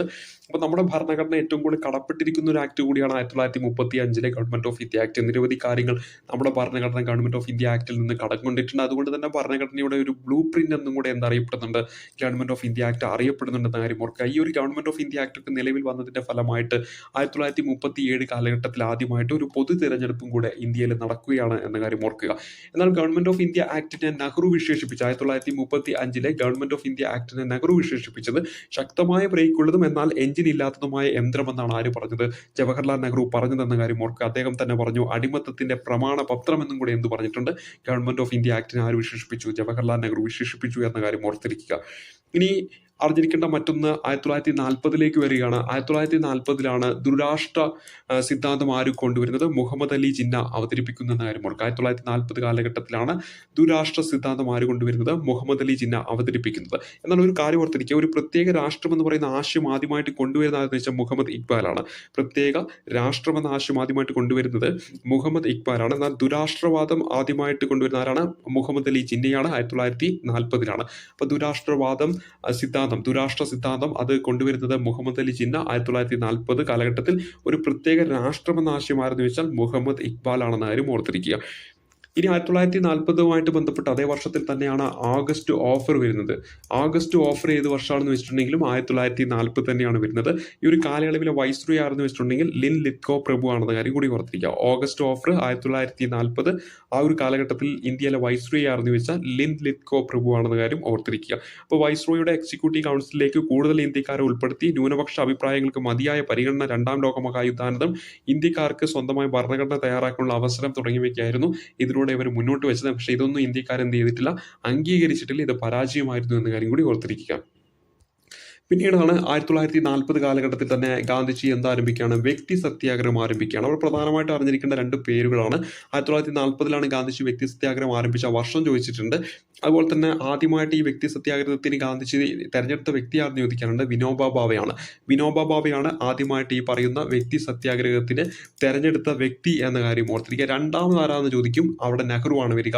കേരളത്തിൽ നിന്നൊരു വ്യക്തിയെ തെരഞ്ഞെടുത്തിട്ടുണ്ട്, അത് കേളപ്പനാണെന്ന കാര്യം ഓർത്തിരിക്കുക. എന്നാൽ 1940 കൂടി ഈ ഒരു സത്യാഗ്രഹം എന്താണ്, പരാജയപ്പെടുകയായിരുന്നു ചെയ്യുന്നത് 41 കൂടിയിട്ട്. അപ്പോൾ ഇവിടെ പ്രധാനമായിട്ടും അറിഞ്ഞിരിക്കേണ്ട ആ വർഷം 1940 വ്യക്തി സത്യാഗ്രഹം ആരംഭിച്ച വർഷം. ആദ്യമായിട്ട് ആരെയാണെന്ന് ചോദിക്കും, വിനോബ ഭാവ. രണ്ടാമത് ആരെന്ന് വെച്ചാൽ നെഹ്റു.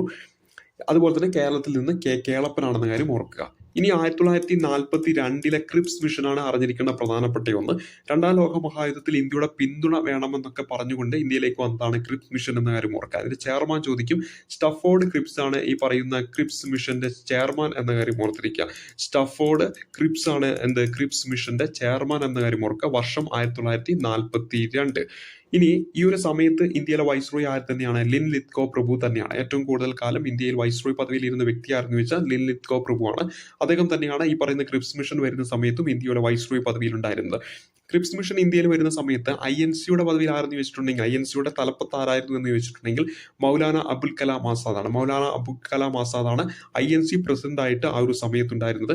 വിൻസ്റ്റൺ ചർച്ചിലായിരുന്നു ആ ഒരു സമയത്ത് ബ്രിട്ടീഷ് പ്രധാനമന്ത്രി വിൻസ്റ്റൺ ചർച്ചിൽ. ഇന്ത്യയിലെ വൈസ്രോയി ലിൻ ലിത്കോ പ്രഭു. അതുപോലെ തന്നെ INCയുടെ പ്രസിഡന്റ് ആയിട്ടുള്ളത് മൗലാന അബുൽ കലാം ആസാദാണ്. ചെയർമാൻ ആരെ, ഈ പറയുന്ന ക്രിപ്സ് മിഷന്റെ ചെയർമാൻ ആരെന്ന് വെച്ചാൽ സ്റ്റഫോർഡ് ക്രിപ്സ് ആണെന്ന കാര്യം ഓർക്കുക.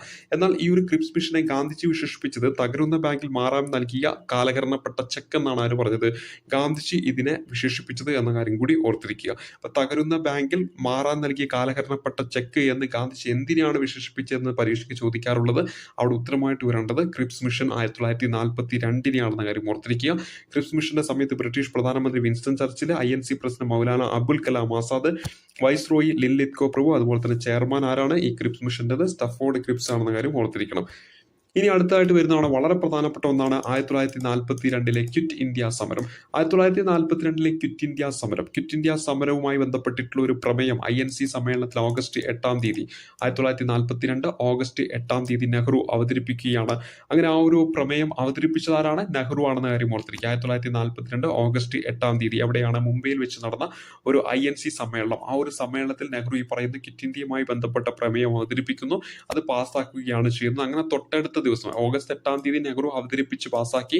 ഓഗസ്റ്റ് 9 എന്താണ്, ഗാന്ധിജിയുടെ നേതൃത്വത്തിൽ ഓഗസ്റ്റ് 9 ഗാന്ധിജിയുടെ നേതൃത്വത്തിൽ ക്വിറ്റ് ഇന്ത്യ സമരം ആരംഭിക്കുകയാണ്. അപ്പൊ ക്വിറ്റ് ഇന്ത്യയുടെ ആ ഒരു പ്രമേയം ആരാണ് അവതരിപ്പിക്കുന്നത്, നെഹ്റു ആണെങ്കിൽ അത് നേതൃത്വം നൽകുന്ന ആരാന്ന് വെച്ചിട്ടുണ്ടെങ്കിൽ ഗാന്ധിജിയാണ് ഉത്തരമായിട്ട് വരേണ്ടത്. ഈ ക്വിറ്റ് ഇന്ത്യ സമരമൊക്കെ നടന്ന സ്ഥലം ചോദിക്കാറുണ്ട്, ഗോവാലിയ ടാങ്ക് മൈതാനമാണ്. ക്വിറ്റ് ഇന്ത്യ സമരം നടന്ന സ്ഥലം ചോദിച്ചാൽ ഗോവാലിയ ടാങ്ക് മൈതാനമാണെന്ന കാര്യം ഓർത്തിരിക്കുക. അല്ലെങ്കിൽ ഇതിനെ ആഗസ്റ്റ് ക്രാന്തി മൈതാനം എന്നും അറിയപ്പെടുന്നുണ്ട്. അപ്പോൾ ഗോവാലിയ ടാങ്ക് മൈതാനം അല്ലെങ്കിൽ ആഗസ്റ്റ് ക്രാന്തി മൈതാനമാണ് ഈ പറയുന്ന ക്വിറ്റ് ഇന്ത്യ സമരം നടന്ന ആ ഒരു സ്ഥലം എന്ന കാര്യം ഓർത്തിരിക്കുക. ഈ ക്വിറ്റ് ഇന്ത്യ എന്ന് പറയുന്ന വാക്ക് ആരാണ് കൊണ്ടുവന്നത് എന്ന് നമ്മൾ പഠിച്ചിട്ടുണ്ടായിരുന്നു, യൂസഫ് മെഹർലിയാണ്. സൈമൺ ഗോബാക്ക് എന്ന് പറയുന്ന മുദ്രാവാക്യം ഉയർത്തിയ വ്യക്തിയായിട്ടുള്ള യൂസഫ് മെഹർലി തന്നെയാണ് ക്വിറ്റ് ഇന്ത്യ എന്ന് പറയുന്ന ഈ ഒരു വാക്കും കൊണ്ടുവന്നത് എന്ന കാര്യം കൂടി ഓർത്തിരിക്കുക. ഇനി ക്വിറ്റ് ഇന്ത്യയുമായിട്ട് ബന്ധപ്പെട്ട് അറിഞ്ഞിരിക്കേണ്ടത് ഈ ഒരു സമയത്ത് ഗാന്ധിജി ഉയർത്തിയ ഒരു മുദ്രാവാക്യമാണ് പ്രവർത്തിക്കുക അല്ലെങ്കിൽ മരിക്കുക എന്നത്. ഡു ഓർ ഡൈ എന്ന് പറയുന്നതാണ് ആ ഒരു സമയത്ത് ഗാന്ധിജി ഉയർത്തിയ മുദ്രാവാക്യം എന്ന കാര്യം ഓർക്കുക. എന്നാൽ ഈ ഒരു സമയത്ത് മുസ്ലിം ലീഗ് ഉയർത്തിയ മുദ്രാവാക്യം എന്ന് പറഞ്ഞാൽ വിഭജിക്കുക അല്ലെങ്കിൽ മരിക്കുക എന്നതാണ്. വിഭജിക്കുക അല്ലെങ്കിൽ മരിക്കുക എന്ന മുദ്രാവാക്യം മുസ്ലിം ലീഗ് ഉയർത്തിയപ്പോൾ ഗാന്ധിജിയുടെ ഉയർത്തിയ മുദ്രാവാക്യം എന്തായിരുന്നു, പ്രവർത്തിക്കുക അല്ലെങ്കിൽ മരിക്കുക എന്നാണ്, ഡു ഓർ ഡൈ. പക്ഷെ മുസ്ലിം ലീഗ് ഉയർത്തിയത് വിഭജിക്കുക അല്ലെങ്കിൽ മരിക്കുക എന്നാണ് മുസ്ലിം ലീഗ് ഉയർത്തിയത്. ഇനി ക്വിറ്റ് ഇന്ത്യ സമര കാലഘട്ടത്തിൽ ഗാന്ധിജി എന്ത് ചെയ്യാണ് ഈ പറയുന്ന 42 ഓഗസ്റ്റ് 9 തീയതി എന്താണ് ഗാന്ധിജിയെ അറസ്റ്റ് ചെയ്യാണ്. PSC ചിലപ്പോൾ ഉത്തരസൂചി ഓഗസ്റ്റ് 8 ഒന്നും തരാറുണ്ട്. അപ്പോൾ ആ ഒരു സമയത്ത് ഗാന്ധിജിയെ അറസ്റ്റ് ചെയ്തപ്പോൾ പിന്നീട് നേതൃത്വ നിരയിലേക്ക് വരുന്ന ജയപ്രകാശ് നാരായണൻ, അരുണ ആസഫ് അലി തുടങ്ങിയ നേതാക്കന്മാരാണ്. ഇതിൽ ക്വിറ്റ് ഇന്ത്യ സമരം നായകൻ എന്നറിയപ്പെടുന്ന ജയപ്രകാശ് നാരായണനാണ്. ക്വിറ്റ് ഇന്ത്യ സമരം നായിക എന്നറിയപ്പെടുന്നത് അരുണ ആസഫ് അലി ആണെന്ന കാര്യം ഓർത്തിരിക്കുക. ക്വിറ്റ് ഇന്ത്യ സമരം നായകൻ ചോദിക്കും ജയപ്രകാശ് നാരായണൻ, ക്വിറ്റ് ഇന്ത്യ സമരം നായിക ചോദിക്കും ഉത്തരമായിട്ട് വരിക അരുണ ആസഫ് അലി ആണെന്ന കാര്യം ഓർക്കുക.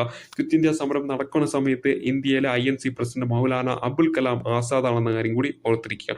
ഈ ഒരു സമയത്ത് ഗാന്ധിജിയെ അറസ്റ്റ് ചെയ്തു എന്ന് നമ്മൾ പരിചയപ്പെട്ടു. ഗാന്ധിജി അറസ്റ്റ് ചെയ്ത് ആഗാഖാൻ കൊട്ടാരത്തിലാണ് കൊണ്ടുപോയിട്ട് പാർപ്പിക്കുന്നത്. അവിടെ തന്നെ ഈ ആഗാഖാൻ കൊട്ടാരത്തിൽ വെച്ചിട്ടാണ് ഗാന്ധിജിയുടെ പത്നിയായിട്ടുള്ള കസ്തൂർബ ഗാന്ധി അന്തരിക്കുന്നത് എന്ന കാര്യം കൂടി ഓർത്തിരിക്കുക. അപ്പോൾ കസ്തൂർബ ഗാന്ധി അന്തരിക്കുന്ന എവിടെ വെച്ചിട്ടാണ്? ആഗാഖാൻ കൊട്ടാരത്തിൽ വെച്ചിട്ടാണെന്ന കാര്യം, പൂനെയിലെ ആഗാഖാൻ കൊട്ടാരത്തിൽ വെച്ചിട്ടാണെന്ന കാര്യം ഓർക്കുക. എവിടെയാണ് ആഗാഖാൻ കൊട്ടാരം? പൂനെയിലാണെന്ന കാര്യം ഓർത്തിരിക്കുക. ഇനി ഈ പറഞ്ഞ ഓഗസ്റ്റ് 9 തീയതിയാണ് ക്വിറ്റ് ഇന്ത്യ സമരം ആരംഭിക്കുന്നത് നമ്മൾ പറഞ്ഞു. ആ ഓഗസ്റ്റ് 9 തീയതി ക്വിറ്റ് ഇന്ത്യ ദിനമായിട്ട് ആചരിക്കുന്നുണ്ട്. ക്വിറ്റ് ഇന്ത്യ സമരവുമായി ബന്ധപ്പെട്ട് കേരളത്തിൽ നടന്നതാണ് Keezhariyur bomb case. Keezhariyur bomb കേസിൽ ആ കീഴരിയൂർ എന്ന് പറയുന്നത് കോഴിക്കോട് ജില്ലയാണ്. നേതൃത്വ നിരയിലുണ്ടായിരുന്ന KB മേനോനാണ്. അപ്പൊ കേരളത്തിൽ ക്വിറ്റ് ഇന്ത്യ സമരത്തിനൊക്കെ നേതൃത്വം നൽകിയ വ്യക്തി KB മേനോനാണ് എന്ന കാര്യം കൂടി ഓർത്തിരിക്കുക. ഇനി സ്വാതന്ത്ര്യ സമര ചരിത്രത്തിലെ അവസാനത്തെ ബഹുജന പ്രക്ഷോഭം എന്ന് ചോദിച്ചാൽ ഉത്തരമായിട്ട് വരുന്നതും ക്വിറ്റ് ഇന്ത്യ സമരം തന്നെയാണ്. ഇനി അറിഞ്ഞിരിക്കേണ്ടത് ക്വിറ്റ് ഇന്ത്യ സമര കാലത്ത് വധിക്കപ്പെട്ട ഒരു വനിതയാണ് മതങ്കിനി ഹസ്ര എന്ന കാര്യം ഓർക്കുക. മാതങ്കിനി ഹസ്ര ക്വിറ്റ് ഇന്ത്യ സമര കാലഘട്ടത്തിൽ വധിക്കപ്പെട്ട ഒരു വനിതയാണ് മാതങ്കിനി ഹസ്ര എന്ന കാര്യം ഓർത്തിരിക്കും. ക്വിറ്റ് ഇന്ത്യ സമരകാലത്ത് വധിക്കപ്പെട്ട വനിതയാണ് മാതങ്കിനി ഹസ്ര എന്ന കാര്യം ഓർത്തിരിക്കണം.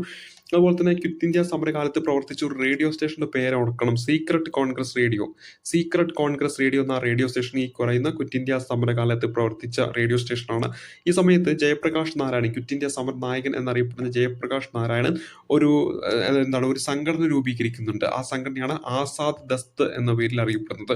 അപ്പോൾ ഈ ഒരു സമരത്തെ തുടർന്ന് ജയപ്രകാശ് നാരായണൻ രൂപീകരിച്ച ഒരു സംഘടനയാണ് ആസാദ് ദസ്ത് എന്ന കാര്യം ഓർത്തിരിക്കുക. ആസാദ് ദസ്ത് എന്ന് പറയുന്ന സംഘടന ആര് രൂപീകരിക്കുന്നുണ്ട്? ജയപ്രകാശ് നാരായണൻ ഈ ഒരു കാലയളവിൽ രൂപീകരിക്കുന്നുണ്ട് എന്ന കാര്യം ഓർത്തിരിക്കുക. ലിൻലിത്കോ പ്രഭു ആ ഒരു സമയത്ത് ഇന്ത്യയുടെ വൈസ്രോയി ആയിരുന്നു. അദ്ദേഹം 1857 വിപ്ലവം പോലെ ഏറ്റവും ഗുരുതരമായ ഒരു വിപ്ലവം എന്ന് എന്തിനെ പറഞ്ഞിട്ടുണ്ട്? ക്വിറ്റ് ഇന്ത്യ സമരത്തെ പറഞ്ഞിട്ടുണ്ട് എന്ന കാര്യം കൂടി ഓർത്തിരിക്കുക. ഇനി ഓപ്പറേഷൻ തണ്ടർബോൾട്ട് എന്ന നടപടിയിലൂടെ ബ്രിട്ടീഷുകാർ അറസ്റ്റ് ചെയ്ത് തടവിലാക്കുകയാണ് ചെയ്യുന്നത്. അപ്പോൾ എന്താണ് ഈ പറയുന്ന ക്വിറ്റ് ഇന്ത്യ സമരവുമായി ബന്ധപ്പെട്ട സമരം ഒക്കെ നയിക്കുന്നവരെ ബ്രിട്ടീഷുകാർ അറസ്റ്റ് ചെയ്തിട്ട് തടവിലാക്കുകയാണ്. അതിന്റെ ആ ഒരു നടപടിയാണ് ഇത് ഓപ്പറേഷൻ തണ്ടർബോൾട്ട് എന്ന പേരിൽ ഓർത്തിരിക്കുക. ഇനി അടുത്തായിട്ട് അറിഞ്ഞിരിക്കേണ്ടത് 1943 കാലഘട്ടത്തിൽ ഒരു CR ഫോർമുലയുണ്ട്. രാജഗോപാലാചാരിയുടെ ഒക്കെ നേതൃത്വത്തിലുള്ള CR ഫോർമുല അല്ലെങ്കിൽ രാജാജി ഫോർമുല എന്നൊക്കെ അറിയപ്പെടുന്നു. കോൺഗ്രസും മുസ്ലിം ലീഗിന്റെയും ഒരു സഹകരണമൊക്കെയായിരുന്നു ഇതിന്റെ ഒരു ലക്ഷ്യം. അപ്പൊ CR ഫോർമുല 1943 എന്ന കാര്യം ഓർത്തിരിക്കുക. ഇനി നമ്മൾ അടുത്തായിട്ട് അറിഞ്ഞിരിക്കേണ്ട പ്രധാനപ്പെട്ട ഒന്നെന്ന് പറയുന്നത് 1942 കാലഘട്ടത്തിൽ തന്നെ വന്നിട്ടുള്ള ഇന്ത്യൻ നാഷണൽ ആർമിയാണെന്ന കാര്യം ഓർത്തിരിക്കുക. ഇന്ത്യൻ നാഷണൽ ആർമിയുമായിട്ട് ബന്ധപ്പെട്ട് 1942 കാലഘട്ടത്തിലാണ് ഇത് രൂപീകരിക്കുന്നത്. 1942 കാലഘട്ടത്തിൽ. പക്ഷെ ആ സമയത്ത് ഇതിന്റെ പേരെന്ന് പറയുന്നത് ആസാദ് ഹിന്ദ് ഫൗജ് എന്നാണ്. INA ആദ്യകാല നാമം എന്തായിരുന്നു? ആസാദ് ഹിന്ദ് ഫൗജ് എന്നാണെന്ന കാര്യം ഓർത്തിരിക്കുക. പരീക്ഷയ്ക്ക് ചോദിക്കുന്ന ഒരു ചോദ്യമാണ് ആസാദ് ഹിന്ദ് ഫൗജ്. 1942 കാലഘട്ടത്തിൽ ഇതിന്റെ പേര്. പിന്നീട് 1943 കാലഘട്ടത്തിലാണ് ഇത് എന്തായിട്ട് മാറിയത്? ഇന്ത്യൻ നാഷണൽ ആർമി എന്നൊക്കെ ആയിട്ട് മാറുന്നത്. ഇനി ആദ്യകാലത്ത് ഈ ഒരു ഇന്ത്യൻ നാഷണൽ ആർമി എന്ന് പറയുന്ന ഇതിൻ്റെയൊക്കെ ഒരു ആശയം കൊണ്ടുവരുന്ന ആരാന്ന് വെച്ചാൽ ക്യാപ്റ്റൻ മോഹൻ സിംഗ് ആണ്. ക്യാപ്റ്റൻ മോഹൻ സിംഗിൻ്റെതാണ് ഈ പറയുന്ന ആസാദ് ഹിന്ദ് ഫൗജ് എന്ന് പറയുന്ന INA മുൻകാല നാമത്തിൽ അറിയപ്പെട്ടിരുന്ന ആസാദ് ഹിന്ദ് ഫൗജ് എന്നാണ് ആ ഒരു ആശയം കൊണ്ടുവരുന്ന വ്യക്തി ക്യാപ്റ്റൻ മോഹൻ സിംഗ് ആണെന്ന കാര്യം ഓർത്തിരിക്കുക. ഇനി ആ ഒരു സമയത്ത് ഇതിന്റെ ഒരു പ്രധാനപ്പെട്ട കേന്ദ്രം എന്നൊക്കെ അറിയപ്പെടുന്നത് ജപ്പാനായിരുന്നു. എന്നാൽ സുഭാഷ് ചന്ദ്രബോസ് പിന്നീട് ഇത് ഏറ്റെടുക്കുമ്പോൾ അത് എവിടെ നിന്നാണ് പ്രവർത്തിക്കുന്നത്? സിംഗപ്പൂരിൽ നിന്നാണെന്ന കാര്യം കൂടി ഓർത്തിരിക്കുക. അപ്പോൾ സുഭാഷ് ചന്ദ്രബോസ് സിംഗപ്പൂർ കേന്ദ്രീകരിച്ചാണ് പ്രധാനമായിട്ടും പ്രവർത്തിച്ചത് എന്ന കാര്യം കൂടി ഓർത്തിരിക്കുക. ഇനി ഇതിന്റെ ഒരു വനിതാ വിങ് ആണ് ഝാൻസി റാണി റെജിമെന്റ്. ഈ ഝാൻസി റാണി റെജിമെന്റിന് സജീവ പ്രവർത്തിക്കുകയും ഇതിനെ നിയന്ത്രിച്ച വ്യക്തിയുമാണ് ക്യാപ്റ്റൻ ലക്ഷ്മി സൈഗാൾ എന്ന കാര്യം ഓർക്കുക. ക്യാപ്റ്റൻ ലക്ഷ്മി സൈഗാൾ ആണ് ഈ പറയുന്ന ഝാൻസി റാണി റെജിമെന്റിന്റെ നേതൃത്വ പദവിയിലുണ്ടായിരുന്ന വനിത എന്ന കാര്യം കൂടി ഓർത്തിരിക്കുക. അതുപോലെ തന്നെ ഗണഗീതമുണ്ട്, അതായത് ഒരു പടയണി ഗാനമുണ്ട്. അയ്യന്നിയുടെ പടയണി ഗാനമാണ് കഥം കഥം ബഡായെ ജാ എന്നത്. എന്താണ് കഥം കഥം പെടായെ ജാ എന്ന് പറയുന്നത്? എന്താണ് ഈ പറയുന്ന അയ്യന്നയുടെ പടയണി ഗാനമാണ് എന്ന കാര്യം കൂടി ഓർത്തിരിക്കുക. കഥം കഥം ബെഡായെ ജാ എന്ന് പറയുന്നത് അയ്യന്നയുടെ പടയണി ഗാനമാണെന്ന കാര്യം ഓർത്തിരിക്കുക. ഈ കഥം കഥം ബെഡായെ ജാ എന്ന് പറയുന്ന ഈ ഒരു ഗാനം രചിച്ചതാണെന്ന് വെച്ചിട്ടുണ്ടെങ്കിൽ രാം സിംഗ് താക്കൂർ ആണെന്ന കാര്യം ഓർത്തിരിക്കുക. ജനഗണമനയ്ക്കൊക്കെ സംഗീതം നൽകിയ വ്യക്തിയായിട്ടുള്ള രാം സിംഗ് താക്കൂറാണ് എന്ത് രചിക്കുന്നത്? ഈ പറയുന്ന കഥം കഥം ബഡായെ ജാ എന്ന് പറയുന്ന ഈ ഒരു ഗാനം രചിക്കുന്നത് എന്ന കാര്യം ഓർക്കുക. അയ്യന്നിയുടെ പടയണി ഗാനം അല്ലെങ്കിൽ ഗണഗീതം എന്നൊക്കെ ചോദിച്ചാൽ ഉത്തരമായിട്ട് വരുന്നത് കഥം കഥം ബഡായെ ജാ ആണെന്ന കാര്യം കൂടി ഓർത്തിരിക്കുക. ഇനി അയ്യനയുമായി ബന്ധപ്പെട്ട് അറിഞ്ഞിരിക്കേണ്ടത്, ഇവരൊരു പതാകയുണ്ട്, അയ്യനയ്ക്ക് ഒരു പതാകയുണ്ട്. ചാടുന്ന കടുവയുടെ ചിത്രമുള്ള ത്രിവർണ്ണ പതാകയാണ് അയ്യന്നയുടെ പതാക എന്ന് പറയുന്നത്. ഈ ഒരു പതാക ആദ്യമായിട്ട് ഉയർത്തുന്ന എവിടെയാണെന്ന് വെച്ചിട്ടുണ്ടെങ്കിൽ മൊയ്രാങ് എന്ന് പറയുന്ന സ്ഥലത്താണ്. മണിപ്പൂരിലെ മൊയ്രാങ് എന്ന് പറയുന്ന സ്ഥലത്താണ് ഈ ഒരു പതാക ആദ്യമായിട്ട് ഉയർത്തുന്നത്. മണിപ്പൂരിലെ മൊയ്രാങ് എന്ന് പറയുന്ന സ്ഥലത്താണ് ഈ ഒരു പതാക ആദ്യമായിട്ട് ഉയർത്തുന്നത് എന്ന കാര്യം ഓർത്തിരിക്കുക. മണിപ്പൂരിലെ മൊയ്രാങ് എന്ന് പറയുന്ന സ്ഥലത്താണ് ഈ ഒരു പതാക ആദ്യമായിട്ട് ഉയർത്തുന്നത് എന്ന കാര്യം കൂടി ഓർത്തിരിക്കുക. ഇനി അറിഞ്ഞിരിക്കേണ്ട മറ്റൊരു പ്രധാനപ്പെട്ട കാരണം എന്ന് പറയുന്നത് 1945 ഈ പറയുന്ന ബ്രിട്ടീഷ് സേനയ്ക്ക് കീഴടങ്ങുകയാണ്. അയ്യന്നെ എന്താണ് ബ്രിട്ടീഷ് സേനയ്ക്ക് കീഴടങ്ങിയിട്ട് വിചാരണ അവരെ ചെയ്ത സ്ഥലം ചോദിച്ചിട്ടുണ്ടെങ്കിൽ ഡൽഹിയിലെ റെഡ് ഫോർട്ട് ആണെന്ന കാര്യം കൂടി ഓർത്തിരിക്കുക. 1945 കാലഘട്ടത്തിൽ ഇന്ത്യൻ നാഷണൽ ആർമി ബ്രിട്ടീഷ് സേനയ്ക്ക് മുന്നിൽ കീഴടങ്ങുകയും വിചാരണ ചെയ്ത സ്ഥലം ചോദിച്ചിട്ടുണ്ടെങ്കിൽ ഉത്തരമായിട്ട് വരേണ്ടത് എന്താണ്? റെഡ് ഫോർട്ട് ആണെന്ന കാര്യം കൂടി ഓർത്തിരിക്കേണ്ടതായിട്ടുണ്ട്. ഇനി മുഖർജി കമ്മീഷനും ഷാനവാസ് കമ്മീഷനും ഗോസ്ല കമ്മീഷൻ, ഈ 3 കമ്മീഷനും ഓർത്തിരിക്കണം. അതായത് സുഭാഷ് ചന്ദ്രബോസിന്റെ തിരോധാനം അന്വേഷിച്ച കമ്മീഷനാണ് ഈ പറയുന്ന മുഖർജി, ഷാനവാസ്, അതുപോലെ തന്നെ ഗോസ്ല കമ്മീഷൻ. അപ്പോൾ മുഖർജി, ഷാനവാസ്, ഗോസ്ല കമ്മീഷൻ, സുഭാഷ് ചന്ദ്രബോസിന്റെ തിരോധാന അന്വേഷിച്ച കമ്മീഷനാണ് ഈ പറയുന്ന 3 കമ്മീഷനുകൾ എന്ന കാര്യം കൂടി ഓർത്തിരിക്കുക. ഇതാണ് പ്രധാനമായിട്ടും ഇന്ത്യൻ നാഷണൽ ആർമിയുമായിട്ട് ബന്ധപ്പെട്ട് അറിഞ്ഞിരിക്കേണ്ടത്. അതിനുശേഷം നമ്മുടെ സ്വാതന്ത്ര്യ സമര ചരിത്രത്തിലേക്ക് വരുമ്പോൾ 1945 ഷിംല കോൺഫറൻസ് ആണ് ഇനി അറിഞ്ഞിരിക്കേണ്ടത്. വേവൽ പ്രഭുവാണ് ഈ ഒരു സമയത്ത് അതിന് നേതൃത്വം നൽകിയ വ്യക്തിത്വം എന്ന കാര്യം ഓർത്തിരിക്കുക. ഈ 1945 ജൂലൈ 14 ആണ് ഈ പറയുന്ന വേവൽ പ്ലാൻ ഒക്കെ കൊണ്ടുവരുന്നതൊക്കെ നമ്മൾ പഠിച്ചിട്ടുണ്ടായിരുന്നു. അപ്പോൾ ഈ വേവൽ പ്ലാൻ ചർച്ച ചെയ്യാൻ വേണ്ടിയിട്ടാണ് എന്ത് വിളിച്ചുകൂട്ടുന്നത്? ഷിംല കോൺഫറൻസ് വിളിച്ചുകൂട്ടുന്നത് എന്ന കാര്യം ഓർത്തിരിക്കുക. അപ്പോൾ വേവൽ പ്രഭു കൊണ്ടുവന്ന വേവൽ പ്ലാൻ ഉണ്ട്. 1945 ജൂലൈ 14 അദ്ദേഹം അത് കൊണ്ടുവരുന്നത്. ആ വേവൽ പ്ലാൻ ചർച്ച ചെയ്യാൻ വേണ്ടി വിളിച്ചുകൂട്ടിയ യോഗമാണ് സിംല കോൺഫറൻസ് 1945 എന്ന കാര്യം കൂടി ഓർത്തിരിക്കുക.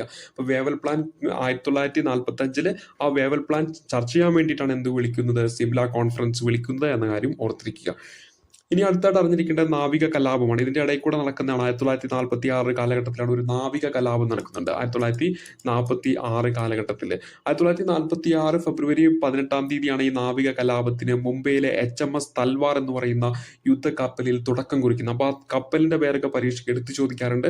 HMS തൽവാർ എന്ന കാര്യം ഓർത്തിരിക്കുക. HMS തൽവാർ, HMS തൽവാർ എന്നതാണ് ആ ഒരു കപ്പലിന്റെ പേര് എന്ന കാര്യം ഓർത്തിരിക്കുക. ഈ ഒരു കപ്പലിലാണ് എന്ത് നടക്കുന്നത്? നാവിക കലാപം നടക്കുന്നത് മുംബൈയിലാണ് നടക്കുന്നത്. 1946 ഫെബ്രുവരി 18 തുടക്കം കുറിക്കുന്നത്. ഈ ഒരു സമയത്ത് ഇന്ത്യയിലെ വൈസ്രോയി ആരെന്ന് ചോദിച്ചാലും ഉത്തരമായിട്ട് വരേണ്ടത് വേവൽ പ്രഭു തന്നെയാണെന്ന കാര്യം ഓർത്തിരിക്കുക. ഈ ഒരു സമയത്ത് അറസ്റ്റ് ചെയ്യപ്പെട്ട പ്രധാനപ്പെട്ട ഒരു നേതാവാണ് BC ദത്ത് എന്ന് പറയുന്നത്.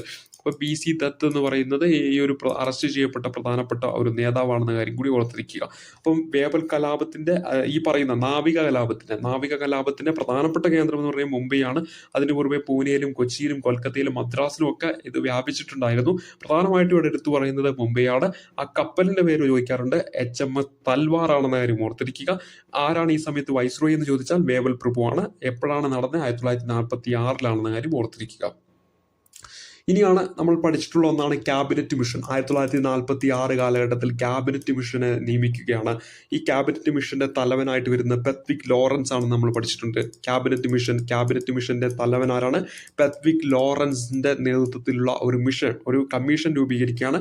അതാണ് ക്യാബിനറ്റ് കമ്മീഷൻ എന്ന കാര്യം ഓർത്തിരിക്കുക. വർഷം 1946. ഈ ഒരു സമയത്തും വൈസ്രോയി ആര് തന്നെയാണ്? വേവൽ പ്രഭു തന്നെയാണെന്ന കാര്യം ഓർത്തിരിക്കുക. പ്രധാനമായിട്ടും ഇവരുടെ ഒരു ധർമ്മം എന്ന് പറയുന്നത് ഇന്ത്യയുടെ അധികാര കൈമാറ്റ ചർച്ച തന്നെയാണ്. ക്യാബിനറ്റ് മിഷന്റെ പ്രധാനപ്പെട്ട ഒരു ധർമ്മം നമ്മൾ പഠിച്ചിട്ടുള്ള കാര്യമാണ്. ഈ ഒരു സമയത്ത് ബ്രിട്ടീഷ് പ്രധാനമന്ത്രി അറിഞ്ഞിട്ടുണ്ടെങ്കിൽ ക്ലെമന്റ് അറ്റ്ലിയാണ് ഇവരെ എങ്ങോട്ട് അയക്കുന്നത്? ഇന്ത്യയിലേക്ക് അയക്കുന്നത്. അവിടെ ഭരിച്ചിരുന്ന പാർട്ടി ലേബർ പാർട്ടിയാണ്. ലേബർ പാർട്ടിയിലെ ആണ് ആ ഒരു സമയത്ത് അവിടെ ഭരിച്ചിരുന്നത്. പ്രധാനമന്ത്രി ആരാണ്? ക്ലെമന്റ് അറ്റ്ലി ഈ പറയുന്ന ക്യാബിനറ്റ് മിഷൻ 1946 കാലഘട്ടത്തിൽ ഇന്ത്യയിലേക്ക് അയക്കുകയാണ്. പ്രധാനപ്പെട്ട ഒരു ലക്ഷ്യം ഇന്ത്യയുടെ അധികാര കൈമാറ്റ ചർച്ച, അതുപോലെ തന്നെ കോൺസ്റ്റിറ്റ്യൂഷൻ രൂപീകരിക്കുക, അതൊക്കെ തന്നെയായിരുന്നു ഇവരുടെ പ്രധാനപ്പെട്ട ഒരു ലക്ഷ്യം എന്ന് പറയുന്നത്. അങ്ങനെ ഇതിൻ്റെയൊക്കെ തുടർന്ന് നെഹ്റുവിൻ്റെ നേതൃത്വത്തിൽ എന്താണ് ഒരു ഇടക്കാല ഗവൺമെൻറ് രൂപീകരിക്കുകയാണ്. ഈ പറയുന്ന ക്യാബിനറ്റ് മിഷനിലെ അംഗങ്ങളുടെ പേര് ജസ്റ്റ് ഒന്ന് ഓർത്തിരിക്കുക. ഒന്ന് പെത്വിക് ലോറൻസ് ആണ് അതിൻ്റെ തലപ്പത്ത് വരുന്നത്. പിന്നെ സ്റ്റഫോർഡ് ക്രിപ്സും ഉണ്ട്, AV അലക്സാണ്ടറും ഉണ്ട്. സ്റ്റഫോർഡ് ക്രിപ്സും AV Alexander, Pethick Lawrence, Stafford Cripps, AV Alexander എന്നിവയാണ് ഈ പറയുന്ന ക്യാബിനറ്റ് മിഷനിലെ പ്രധാനപ്പെട്ട അംഗങ്ങൾ എന്ന കാര്യം ഓർത്തിരിക്കുക. അങ്ങനെ ഈ പറയുന്ന ക്യാബിനറ്റ് മിഷന്റെ ഒക്കെ നിർദ്ദേശപ്രകാരം 1946 ഡിസംബർ 6 തീയതി എന്താണ് നമ്മുടെ ഇന്ത്യയിൽ ഒരു ഭരണഘടനാ നിർമ്മാണ സഭ രൂപീകരിക്കണം. നമുക്കൊരു ഭരണഘടനയൊക്കെ രൂപീകരിക്കുന്നതിന് വേണ്ടിയിട്ട് ഭരണഘടനാ നിർമ്മാണ സഭ രൂപീകരിക്കുകയാണ്. അതേപോലെ തന്നെ 1946 ഓഗസ്റ്റ് 16 തീയതിയാണ് എന്താണ് മുസ്ലിം ലീഗ് പ്രത്യക്ഷ സമര ദിനമായിട്ട് ആചരിക്കുന്നത്. പ്രത്യക്ഷ സമര ദിനമായിട്ട് മുസ്ലിം ലീഗ് ആചരിച്ചത് എന്താണെന്ന് വെച്ചാൽ 1946 ഓഗസ്റ്റ് 16 തീയതിയാണെന്ന കാര്യം കൂടി ഓർത്തിരിക്കുക. 1946 ഓഗസ്റ്റ് 16 തീയതി മുസ്ലിം ലീഗ് എന്താണ് പ്രത്യക്ഷ സമര ദിനമായിട്ട് ആചരിക്കുകയാണ്. അപ്പോൾ 1946 ഡിസംബർ 6 വളരെ ഇമ്പോർട്ടൻ്റ് ആണ്. കോൺസ്റ്റിറ്റ്യൂഷൻ എന്ന് പറയുന്ന ഭാഗത്ത് എപ്പോഴും ചോദിക്കാറുള്ള ഒരു തീയതിയാണ്. എന്താണ് നമ്മുടെ കോൺസ്റ്റിറ്റ്യൂവന്റ് അസംബ്ലി രൂപീകരിക്കുകയാണ് എന്ന കാര്യം ഓർത്തിരിക്കുക. ഇനി അതിനുശേഷം 1947 വരികയാണ്. 1947 ഫെബ്രുവരി മാസം 20 തീയതിയിലേക്ക് വരുന്നു. 1947 ഫെബ്രുവരി മാസം 20 തീയതിയാണ് അറ്റ്ലിയുടെ പ്രഖ്യാപനം വരുന്നത്. രാജ്യത്തിന്റെ അധികാര കൈമാറ്റമൊക്കെ ആയിട്ട് ബന്ധപ്പെട്ടുകൊണ്ട് അറ്റ്ലിയുടെ പ്രഖ്യാപനം വരികയാണ്. അങ്ങനെ ആ ഒരു അറ്റ്ലിയുടെ പ്രഖ്യാപനത്തെ നെഹ്റു ധീരമായ ഒരു കാൽവെപ്പ് എന്ന് വിളിക്കുന്നു. അതേപോലെ തന്നെ ബുദ്ധിപരവും സാഹസികവുമായ തീരുമാനം എന്നൊക്കെ ആര് വിശേഷിപ്പിക്കുകയാണ്? നെഹ്റു വിശേഷിപ്പിക്കുകയാണ്. അപ്പോൾ 1947 ഫെബ്രുവരി 20 തീയതി അറ്റ്ലിയുടെ പ്രഖ്യാപനം, രാജ്യത്തിന്റെ അധികാര കൈമാറ്റവും ഒക്കെ ആയിട്ട് ബന്ധപ്പെട്ടിട്ടുള്ള അറ്റ്ലിയുടെ പ്രഖ്യാപനം വരുന്നു. 1947 ഫെബ്രുവരി 20 തീയതി ഈ ഒരു പ്രഖ്യാപനത്തെ നെഹ്റു ധീരമായ ഒരു കാൽവെപ്പെന്നും ബുദ്ധിപരവും സാഹസികവുമായ തീരുമാനമെന്നും കൂടെ വിശേഷിപ്പിക്കുന്നു. 1947 ഇനി വരുന്നത് മൗണ്ട് ബാറ്റൺ പദ്ധതി. മൗണ്ട് ബാറ്റൺ പദ്ധതിയുടെ മറ്റു പേരുകൾ കൂടി ഓർത്തിരിക്കണം. SCERT ടെക്സ്റ്റ് ബുക്കിൽ കൃത്യമായിട്ട് എടുത്തു പറയുന്ന ഒരു ഭാഗമാണ്. അതായത് ബാൾക്കൻ പദ്ധതി എന്നും ഡിക്കി ബോർഡ് പദ്ധതി എന്നും ജൂൺ 3 പദ്ധതി എന്നൊക്കെ പറയുന്ന എന്തിനാണ്? ഈ പറയുന്ന മൗണ്ട് ബാറ്റൺ പദ്ധതിയാണെന്ന കാര്യം ഓർത്തിരിക്കുക. അപ്പോൾ ഓർത്തിരിക്കുക ബാൾക്കൻ പദ്ധതി, ഡിക്കി ബേർഡ് പദ്ധതി ഓർത്തിരിക്കുക. ഡിക്കി ബേർഡ് പദ്ധതി, അതുപോലെ തന്നെ ബാൾക്കൺ പദ്ധതി, ജൂൺ 3 പദ്ധതി, ഇതൊക്കെ പറയുന്ന എന്താണ്? ഈ പറയുന്ന മൗണ്ട് ബാറ്റൺ പ്ലാനിനെ തന്നെയാണ് ഇങ്ങനെയൊക്കെ വിളിക്കുന്നത്. അതിന്റെ മറ്റു പേരുകളാണ് 1947 മൗണ്ട് ബാറ്റൺ പദ്ധതിയുടെ മറ്റു പേരുകളാണ് ബാൾക്കൺ പദ്ധതി, ഡിക്കി ബേർഡ് പദ്ധതി, അതുപോലെ തന്നെ ജൂൺ 3 പദ്ധതി എന്ന കാര്യം കൂടി ഓർത്തിരിക്കുക. അപ്പോൾ ഇത് എന്തുമായിട്ട് ബന്ധപ്പെട്ടതാണ്? സ്വാതന്ത്ര്യവും, ഇന്ത്യക്ക് ഒരു സ്വാതന്ത്ര്യം നൽകുക, അതുപോലെ തന്നെ വിഭജിക്കുക, പാകിസ്ഥാനും ഇന്ത്യ എന്നൊക്കെ ആയിട്ട് വിഭജിക്കപ്പെടുന്നുണ്ടല്ലോ. അപ്പോൾ അതൊക്കെയായിട്ട് ബന്ധപ്പെട്ടിട്ടുള്ള ഒരു പദ്ധതിയാണ് എന്നത് പറയുന്നത് മൗണ്ട് ബാറ്റൺ പദ്ധതി എന്ന കാര്യം ഓർത്തിരിക്കുക. അപ്പോൾ ഇന്ത്യയും പാകിസ്ഥാനും ഒക്കെ അതിർത്തി നിർണ്ണയിക്കാൻ വേണ്ടിയിട്ട് ഈ പറയുന്ന സിറിൽ റാഡ്ക്ലിഫിനെ നിയമിക്കുകയാണ്. ഇതുമൊക്കെ ആയിട്ട് ബന്ധപ്പെട്ടുകൊണ്ട് ഇന്ത്യയും പാകിസ്ഥാന്റെയും അതിർത്തി നിർണ്ണയിക്കുവാൻ വേണ്ടിയിട്ട് ആര് വരികയാണ്? സിറിൽ റാഡ്ക്ലിഫിനെ നിയമിക്കുകയാണ് എന്ന കാര്യം കൂടി ഓർത്തിരിക്കുക. അപ്പോൾ ഇതിന് നേതൃത്വം നൽകിയ വ്യക്തി ആരാണ്? സിറിൽ റാഡ്ക്ലിഫ് ആണെന്ന കാര്യം ഓർത്തിരിക്കുക. ഇന്ത്യക്കും പാകിസ്ഥാന്റെയും ഇടയിൽ ഒരു അതിർത്തി നിർണ്ണയിക്കാൻ വേണ്ടി നേതൃത്വം നൽകിയ വ്യക്തി ആരാണ്? സിറിൽ റാഡ്ക്ലിഫ് ആണെന്ന കാര്യം ഓർത്തിരിക്കുക. അതുകൊണ്ട് തന്നെ നമ്മുടെ ഇന്ത്യയുടെ അതിർത്തി രേഖ എന്ത് പേരിൽ അറിയപ്പെടുന്നു? റാഡ്ക്ലിഫ് രേഖ എന്ന പേരിലാണ് അറിയപ്പെടുന്നത്. അങ്ങനെ 1947 ഓഗസ്റ്റ് 14 തീയതി എന്താണ് പാകിസ്ഥാൻ സ്വാതന്ത്ര്യമാകുന്നു. ഓഗസ്റ്റ് 15 തീയതി നമ്മുടെ ഇന്ത്യ എന്ത് ചെയ്യുകയാണ്? സ്വാതന്ത്ര്യമാകുകയാണെന്ന കാര്യം കൂടി ഓർത്തിരിക്കുക. നമുക്കറിയാവുന്ന കാര്യങ്ങൾ തന്നെയാണ്. ഇനിയാണ് 1947 ജൂലൈ 4 തീയതിയിലെ ഇന്ത്യൻ ഇൻഡിപെൻഡൻസ് ആക്ട്. വളരെ ഇമ്പോർട്ടൻ്റ് ആണ്. 1947 ജൂലൈ 4 തീയതി എന്താണ്? Indian independence act. നമ്മുടെ ഈ പറയുന്ന മൗണ്ട് ബാറ്റൺ പദ്ധതിയുടെ ഒക്കെ പരിണത ഫലമായിട്ട് എന്ത് വരികയാണ്? 1947 ജൂൺ 4 തീയതിയിലെ ഇന്ത്യൻ ഇൻഡിപെൻഡൻസ് ആക്ട് പാസ്സാവുകയാണ് എന്ന കാര്യം ഓർത്തിരിക്കുക. അപ്പോൾ ഓർത്തിരിക്കേണ്ട ഇവിടുത്തെ പ്രധാനപ്പെട്ട കാര്യങ്ങൾ 1947 ജൂലൈ 4 തീയതി ബ്രിട്ടീഷ് പാർലമെന്റിൽ ഇത് അവതരിപ്പിക്കുകയാണ്. അങ്ങനെ 1947 ജൂലൈ 18 തീയതി ബ്രിട്ടീഷ് പാർലമെന്റിൽ ഇത് പാസ്സാവുകയാണ്. 1947 ഓഗസ്റ്റ് 15 നമ്മുടെ ഇന്ത്യ സ്വാതന്ത്ര്യമാകുന്നതോടുകൂടി ഈ ഒരു നിയമം എന്ത് ചെയ്യുകയാണ്? നിലവിൽ വരികയാണ് എന്ന കാര്യം ഓർത്തിരിക്കുക.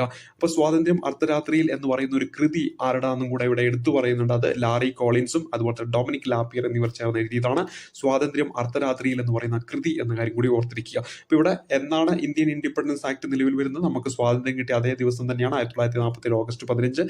ഇത് ബ്രിട്ടീഷ് പാർലമെന്റ് അവതരിപ്പിച്ചത് 1947 ജൂലൈ 4, പാസ്സാക്കിയത് 1947 ജൂലൈ 18 തീയതിയാണെന്ന കാര്യം കൂടി ഓർത്തിരിക്കുക. ഇനി ഇവിടെ പ്രധാനമായിട്ടും അറിഞ്ഞിരിക്കേണ്ടത് സ്വാതന്ത്ര്യത്തിന് ശേഷം നടന്ന കുറച്ച് കാര്യങ്ങൾ കൂടി പറഞ്ഞുകൊണ്ട് ഈ ഒരു ക്ലാസ് നമുക്ക് അവസാനിപ്പിക്കാം. അതായത് ഇങ്ങനെ നമ്മുടെ ഇന്ത്യ സ്വാതന്ത്ര്യമായി 1947 ഓഗസ്റ്റ് 15 തീയതി എന്താണ് നമ്മുടെ ഇന്ത്യ പൂർണ്ണമായിട്ടും സ്വാതന്ത്ര്യമാകുകയാണ്. പക്ഷെ അവിടെയും കുറെ പ്രശ്നങ്ങൾ ഉണ്ടായിരുന്നു. അതായത് നാട്ടുരാജ്യങ്ങൾ, പല നാട്ടുരാജ്യങ്ങളായിട്ട് ഇന്ത്യ വിഭജിച്ചു കിടക്കുകയായിരുന്നു. 565ഓളം വരുന്ന നാട്ടുരാജ്യങ്ങൾ ആ ഒരു സമയത്ത് സ്വാതന്ത്ര്യമാകുന്ന സമയത്തുണ്ടായിരുന്നു. ഇവയെല്ലാം ഒന്നിപ്പിച്ചുകൊണ്ട് നമുക്ക് ഇന്ത്യ എന്ന് പറയുന്ന ഇന്നത്തെ ഈ ഒരു രീതിയിലേക്ക് എത്തിക്കാൻ വേണ്ടി നേതൃത്വം നൽകിയ വ്യക്തിയാണ് സർദാർ സർദാർ വല്ലഭായ് പട്ടേൽ എന്ന കാര്യം ഓർത്തിരിക്കുക. സർദാർ വല്ലഭായ് പട്ടേൽ എന്ന കാര്യം ഓർത്തിരിക്കണം. അതുപോലെ തന്നെ അദ്ദേഹത്തെ നേതൃത്വം നൽകി, അദ്ദേഹത്തെ സഹായിച്ച ഒരു മലയാളിയുണ്ട്. മലയാളിയുടെ പേര് റിപ്പീറ്റ് ചെയ്ത് ചോദിക്കും. VP മേനോൻ ആണെന്ന കാര്യം ഓർത്തിരിക്കുക. VP മേനോൻ, അതുപോലെ തന്നെ സർദാർ വല്ലഭായ് പട്ടേൽ എന്നിവരുടെ നേതൃത്വത്തിലാണ് എന്ത് സംഭവിക്കുന്നത്, നമ്മുടെ ഈ പറയുന്ന 565 നാട്ടുരാജ്യങ്ങളെയും ഒക്കെ കൂട്ടിച്ചേർത്തുകൊണ്ട് ഇന്ന് നമ്മൾ കാണുന്ന ഇന്ത്യയിലേക്ക് എത്തുന്നതെന്ന കാര്യം ഓർത്തിരിക്കുക. അപ്പോൾ എത്ര നാട്ടുരാജ്യങ്ങൾ ഉണ്ടായിരുന്നു എന്ന് ചോദിക്കാം. 565 പക്ഷെ ആ ഒരു സമയത്ത് ഈ പറയുന്ന നാട്ടുരാജ്യങ്ങളിൽ 3 നാട്ടുരാജ്യങ്ങൾ എന്താണ് ഇന്ത്യയിലേക്ക് ഇന്ത്യൻ യൂണിയനിലേക്ക് ചേരാൻ വേണ്ടി വിസമ്മതിക്കുകയുണ്ടായി. ആ 3 നാട്ടുരാജ്യങ്ങളുടെ പേര് ഓർത്തിരിക്കണം. ജുനഗഡ് ആണ് ഒന്നാമത് വരുന്നത്, രണ്ടാമത് വരുന്നത് ഹൈദരാബാദ് ആണ്, മൂന്നാമത് വരുന്നത് ഏതാണ്, കാശ്മീരാണ്. മൂന്നാമത് വരുന്നത് കാശ്മീരാണ്. അപ്പോൾ ഇന്ത്യൻ യൂണിയനോട് ചേരാൻ വേണ്ടി വിസമ്മതിച്ച 3 നാട്ടുരാജ്യങ്ങളാണ് ജുനഗഡ്, ഹൈദരാബാദ്, കാശ്മീർ എന്നീ കാര്യങ്ങൾ ഓർത്തിരിക്കണം. അതിൽ 1948 കാലഘട്ടത്തിലാണ് ഈ പറയുന്ന ജുനഗഡും അതുപോലെ തന്നെ ഹൈദരാബാദും ഇന്ത്യൻ യൂണിയനിലേക്ക് ചേരുന്നത്. അതേപോലെ തന്നെ ജനഹിത പരിശോധനയിലൂടെയാണ് ജുനഗഡ് ഇന്ത്യൻ യൂണിയനിലേക്ക് ചേരുന്നത് എന്ന് നമ്മൾ പരിചയപ്പെട്ടിട്ടുണ്ട്. ഹൈദരാബാദ് ഓപ്പറേഷൻ പോളോ എന്ന് പറയുന്ന ഒരു നടപടിയിലൂടെയാണ് 1948 കാലഘട്ടത്തിൽ ഹൈദരാബാദ് ഇന്ത്യൻ യൂണിയനിലേക്ക് ചേരുന്നത്. അതേസമയത്ത് ഈ പറയുന്ന ഒരു ഉടമ്പടി പ്രകാരമാണ് കാശ്മീർ എന്തിലേക്ക് ചേരുന്നത്, ഇന്ത്യൻ യൂണിയനിലേക്ക് ചേരുന്നത് എന്ന കാര്യം ഓർത്തിരിക്കുക. രാജ ഹരിസിംഗുമായിട്ടുള്ള ഒരു ഉടമ്പടി പ്രകാരം 1947 രാജ ഹരിസിംഗുമായിട്ടുള്ള ഉടമ്പടി പ്രകാരം കാശ്മീർ എന്തിലേക്ക് ലയിക്കുകയാണ്, ഇന്ത്യൻ യൂണിയനിലേക്ക് ലയിക്കുകയാണെന്ന കാര്യം ഓർത്തിരിക്കുക. ആ കാശ്മീരുമായിട്ട് ബന്ധപ്പെട്ട് വളരെ ഇമ്പോർട്ടൻ്റ്, ഇപ്പോൾ അടുത്ത് നടന്ന പരീക്ഷ റിപ്പീറ്റ് ചെയ്യുന്ന ഒരു തീയതിയാണ് 2019 ഒക്ടോബർ മാസം 31 കാശ്മീരിനെ വിഭജിച്ചുകൊണ്ട് 2 UT ആയിട്ട് മാറുകയാണ്. എന്തൊക്കെയാണ്, ലഡാക്കും അതുപോലെ തന്നെ കാശ്മീരും. ഇത് രണ്ടും നിലവിൽ വന്ന തീയതിയാണ് 2019 ഒക്ടോബർ 31. മോസ്റ്റ് റിപ്പീറ്റ് ചെയ്ത ഒരു ക്വസ്റ്റ്യൻ ആണ് ഈ പറയുന്ന 2020 2020 ആയിട്ട് മോസ്റ്റ് റിപ്പീറ്റ് ചെയ്ത് ചോദിച്ച ഒരു ക്വസ്റ്റ്യൻ ആണ്. അതുകൊണ്ട് അത് പഠിച്ചിരിക്കണം. അപ്പോൾ ഇവിടെ പ്രധാനമായിട്ടും 3 ജുനഗഡ്, ഹൈദരാബാദ്, കാശ്മീർ. ജുനഗഡ് ജനഹിത പരിശോധനയിലൂടെ ഇന്ത്യൻ യൂണിയനിൽ ചേരുന്നു. ഓപ്പറേഷൻ പോളോ എന്ന ആ ഒരു കാര്യം കൂടി ഓർത്തിരിക്കുക. ആ ഒരു സൈനിക നടപടിയിലൂടെയാണ് ഹൈദരാബാദ് എന്തിലേക്ക് ചേരുന്നത്, ഇന്ത്യൻ യൂണിയനിൽ ചേരുന്നത് 1948 സെപ്റ്റംബറോട് കൂടിയാണ്. അതേസമയത്ത് ജുനഗഡ് 1948 ഫെബ്രുവരി മാസത്തോടു കൂടിയാണ്. ഇവിടെ 1947 എന്തിലൂടെയാണ്, ഒരു ഉടമ്പടിയിലൂടെ, രാജ ഹരിസിംഗുമായിട്ടുള്ള ഉടമ്പടിയിലൂടെയാണ് ഇന്ത്യൻ യൂണിയനിലേക്ക് കാശ്മീർ ലയിക്കുന്നത് എന്ന കാര്യം കൂടി ഓർത്തിരിക്കുക. അപ്പോൾ ഇവിടെ ഈ ഒരു സംയോജനത്തിനൊക്കെ നേതൃത്വം നൽകിയത്, ഈ പറയുന്ന നാട്ടുരാജ്യങ്ങളെയൊക്കെ സംയോജിപ്പിക്കാൻ നേതൃത്വം നൽകിയ വ്യക്തിയുടെ പേര് ഓർത്തിരിക്കണം. സർദാർ വല്ലഭായ് പട്ടേലും VP മേനോനുമാണെന്ന കാര്യം ഓർക്കുക. ഇത്തരത്തിൽ ഒരു പദ്ധതിയൊക്കെ തയ്യാറാക്കിയായിരുന്നു വെച്ചാൽ അവിടെ ഉത്തരമായിട്ട് വരുന്ന VP മേനോനാണെന്ന കാര്യം ഓർത്തിരിക്കണം. ഇനി സ്വാതന്ത്ര്യം ലഭിച്ചതിന് ശേഷമുള്ള ഇന്ത്യയുടെ പ്രധാനപ്പെട്ട വെല്ലുവിളി എന്താണെന്നൊക്കെ ചോദിച്ചിട്ടുണ്ടെങ്കിലും ഈ പറയുന്ന വിഭജനവും അതുപോലെ തന്നെ വർഗീയ ലഹളയും ഒക്കെ തന്നെയാണ് എന്ന കാര്യം കൂടി ഓർത്തിരിക്കുക. ഇനി അറിഞ്ഞിരിക്കേണ്ട പ്രധാനപ്പെട്ട കാര്യങ്ങൾ എന്ന് പറയുന്നത് ഈ ഒരു ടോപ്പിക്കുമായിട്ട് ബേസ് ചെയ്തുകൊണ്ട് അറിഞ്ഞിരിക്കേണ്ട പ്രധാനപ്പെട്ട കാര്യങ്ങൾ ഇനി എന്താണെന്ന് വെച്ചിട്ടുണ്ടെങ്കിൽ, ഇന്ത്യ സ്വതന്ത്രമാകുമ്പോൾ നമ്മുടെ കേരളത്തിലേക്ക് ഒന്ന് വരികയാണെങ്കിൽ അവിടെ KPCC അധ്യക്ഷനായിരുന്നു വെച്ചാൽ കേളപ്പനാണ്. അതുപോലെ തന്നെ സർദാർ വല്ലഭായ് പട്ടേൽ ഇവിടെ പറഞ്ഞൊരു വാക്ക് ഓർത്തിരിക്കണം. അതായത് കഷ്ടപ്പെട്ട് നാം നേടിയ സ്വാതന്ത്ര്യം നാട്ടുരാജ്യങ്ങളാവുന്ന വാതായനങ്ങളിലൂടെ നമുക്ക് നഷ്ടപ്പെടുവാൻ പാടില്ല എന്ന് SCERT ബുക്കിൽ എടുത്തു പറയുന്ന ഒരു പോയിന്റാണിത്. അതായത് കഷ്ടപ്പെട്ട് നാം നേടിയിട്ടുള്ള സ്വാതന്ത്ര്യം നാട്ടുരാജ്യങ്ങളുടെ വാതായനങ്ങളിലൂടെ നമുക്ക് നഷ്ടപ്പെടാൻ പാടില്ല എന്ന് പറഞ്ഞാലാണ് സർദാർ വല്ലഭായ് പട്ടേലാണെന്ന കാര്യം കൂടി ഓർത്തിരിക്കുക. അപ്പോൾ ഇത്രയും കാര്യങ്ങളാണ് പ്രധാനമായിട്ട് ഈ ഒരു ഭാഗത്ത് അറിഞ്ഞിരിക്കേണ്ട പ്രധാനപ്പെട്ട പോയിന്റുകൾ. പരമാവധി എല്ലാ കാര്യങ്ങളും ഉൾപ്പെടുത്താൻ വേണ്ടി ശ്രമിച്ചിട്ടുണ്ട്. കൂടുതൽ കാര്യങ്ങളൊക്കെ സ്വന്തം വായിച്ച് റിവിഷൻ ചെയ്ത് നിങ്ങൾ കണ്ടെത്തുക. അപ്പോൾ ഇവിടെ ഒരു പരീക്ഷയ്ക്ക് ചോദിക്കാൻ സാധ്യതയുള്ള ഓൾമോസ്റ്റ് എല്ലാ കാര്യങ്ങളും നിങ്ങൾ മുന്നിലേക്ക് പരിചയപ്പെടുത്തിയിട്ടുണ്ട്. അപ്പോൾ ഈ ഒരു വീഡിയോ ഇവിടെ അവസാനിക്കുകയാണ്. അതായത് 2 വീഡിയോ ക്ലാസ്സിലൂടെ നമ്മൾ ആ വളരെ ഇമ്പോർട്ടൻ്റ് ആയിട്ടുള്ള ഒരു ഭാഗം നമ്മൾ ചർച്ച ചെയ്ത് അവസാനിപ്പിച്ചു. ഇന്ത്യയുടെ സ്വാതന്ത്ര്യ സമര കാലഘട്ടവുമായിട്ട് ബന്ധപ്പെട്ട് അറിഞ്ഞിരിക്കുന്ന പ്രധാനപ്പെട്ട സംഭവങ്ങളൊക്കെ തന്നെ നമ്മളിവിടെ ചർച്ച ചെയ്ത് അവസാനിപ്പിച്ചു. ഇനി അവസാനിച്ചിരിക്കുന്നത് 1857 റിവോൾട്ടും അതുപോലെ തന്നെ INC സമ്മേളനമാണ്. അത് ഓൾറെഡി ഞാൻ കുറേ ക്ലാസ്സുകളിലൂടെ നിങ്ങൾ മുന്നിലേക്ക് പരിചയപ്പെടുത്തിയിട്ടുള്ള കാര്യങ്ങൾ തന്നെയാണ്. എന്നിരുന്നാലും ഇനി ഒരു റിവിഷൻ ക്ലാസ്സിലൂടെ അധികം എത്തിക്കുന്നതായിരിക്കും. അപ്പോൾ നമ്മൾ ഇന്നത്തെ റിവിഷൻ ഇവിടെ അവസാനിപ്പിക്കുകയാണ്. ഇനി അടുത്തൊരു വീഡിയോ ക്ലാസ്സിൽ ഞാൻ നിങ്ങളുടെ മുന്നിലേക്ക് റിവിഷൻ ചെയ്യാൻ പോകുന്ന ഹോർമോണുകൾ എന്ന് പറയുന്ന ഒരു ടോപ്പിക്കാണ്. അപ്പോൾ അത് നിങ്ങൾ പഠിച്ചു വെച്ചേക്കുക. ഹോർമോണുകൾ എന്ന് പറയുന്ന ഒരു ടോപ്പിക് ആയിരിക്കും ഇനി അടുത്തായിട്ട് ഞാൻ നിങ്ങളുടെ മുന്നിലേക്ക് റിവിഷൻ ചെയ്യാൻ പോവുക. അപ്പോൾ അടുത്ത ക്ലാസ്സിൽ നമുക്കിനി വീഡിയോ അപ്ലോഡ് ചെയ്യുമ്പോൾ ഹോർമോണുകൾ എന്ന് പറയുന്ന ഭാഗം നമുക്കൊന്ന് റിവിഷൻ ചെയ്തു പോകാം. അതായത് അന്തസ്രാവി ഗ്രന്ഥികളും ആ ഗ്രന്ഥികൾ ഉൽപ്പാദിപ്പിക്കുന്ന ഹോർമോണുകളും ഒക്കെ ആയിട്ട് ബന്ധപ്പെട്ടിട്ടുള്ള ഒരു ടോപ്പിക് നമ്മുടെ സിലബസിൽ എടുത്തു പറയുന്നതാണ്. അപ്പോൾ ആ ഒരു റിവിഷൻ ക്ലാസ്സിലൂടെ നമുക്കിനി അടുത്തായിട്ട് കണ്ടുകൂട്ടാം. അതുവരേക്കും താങ്ക് യു.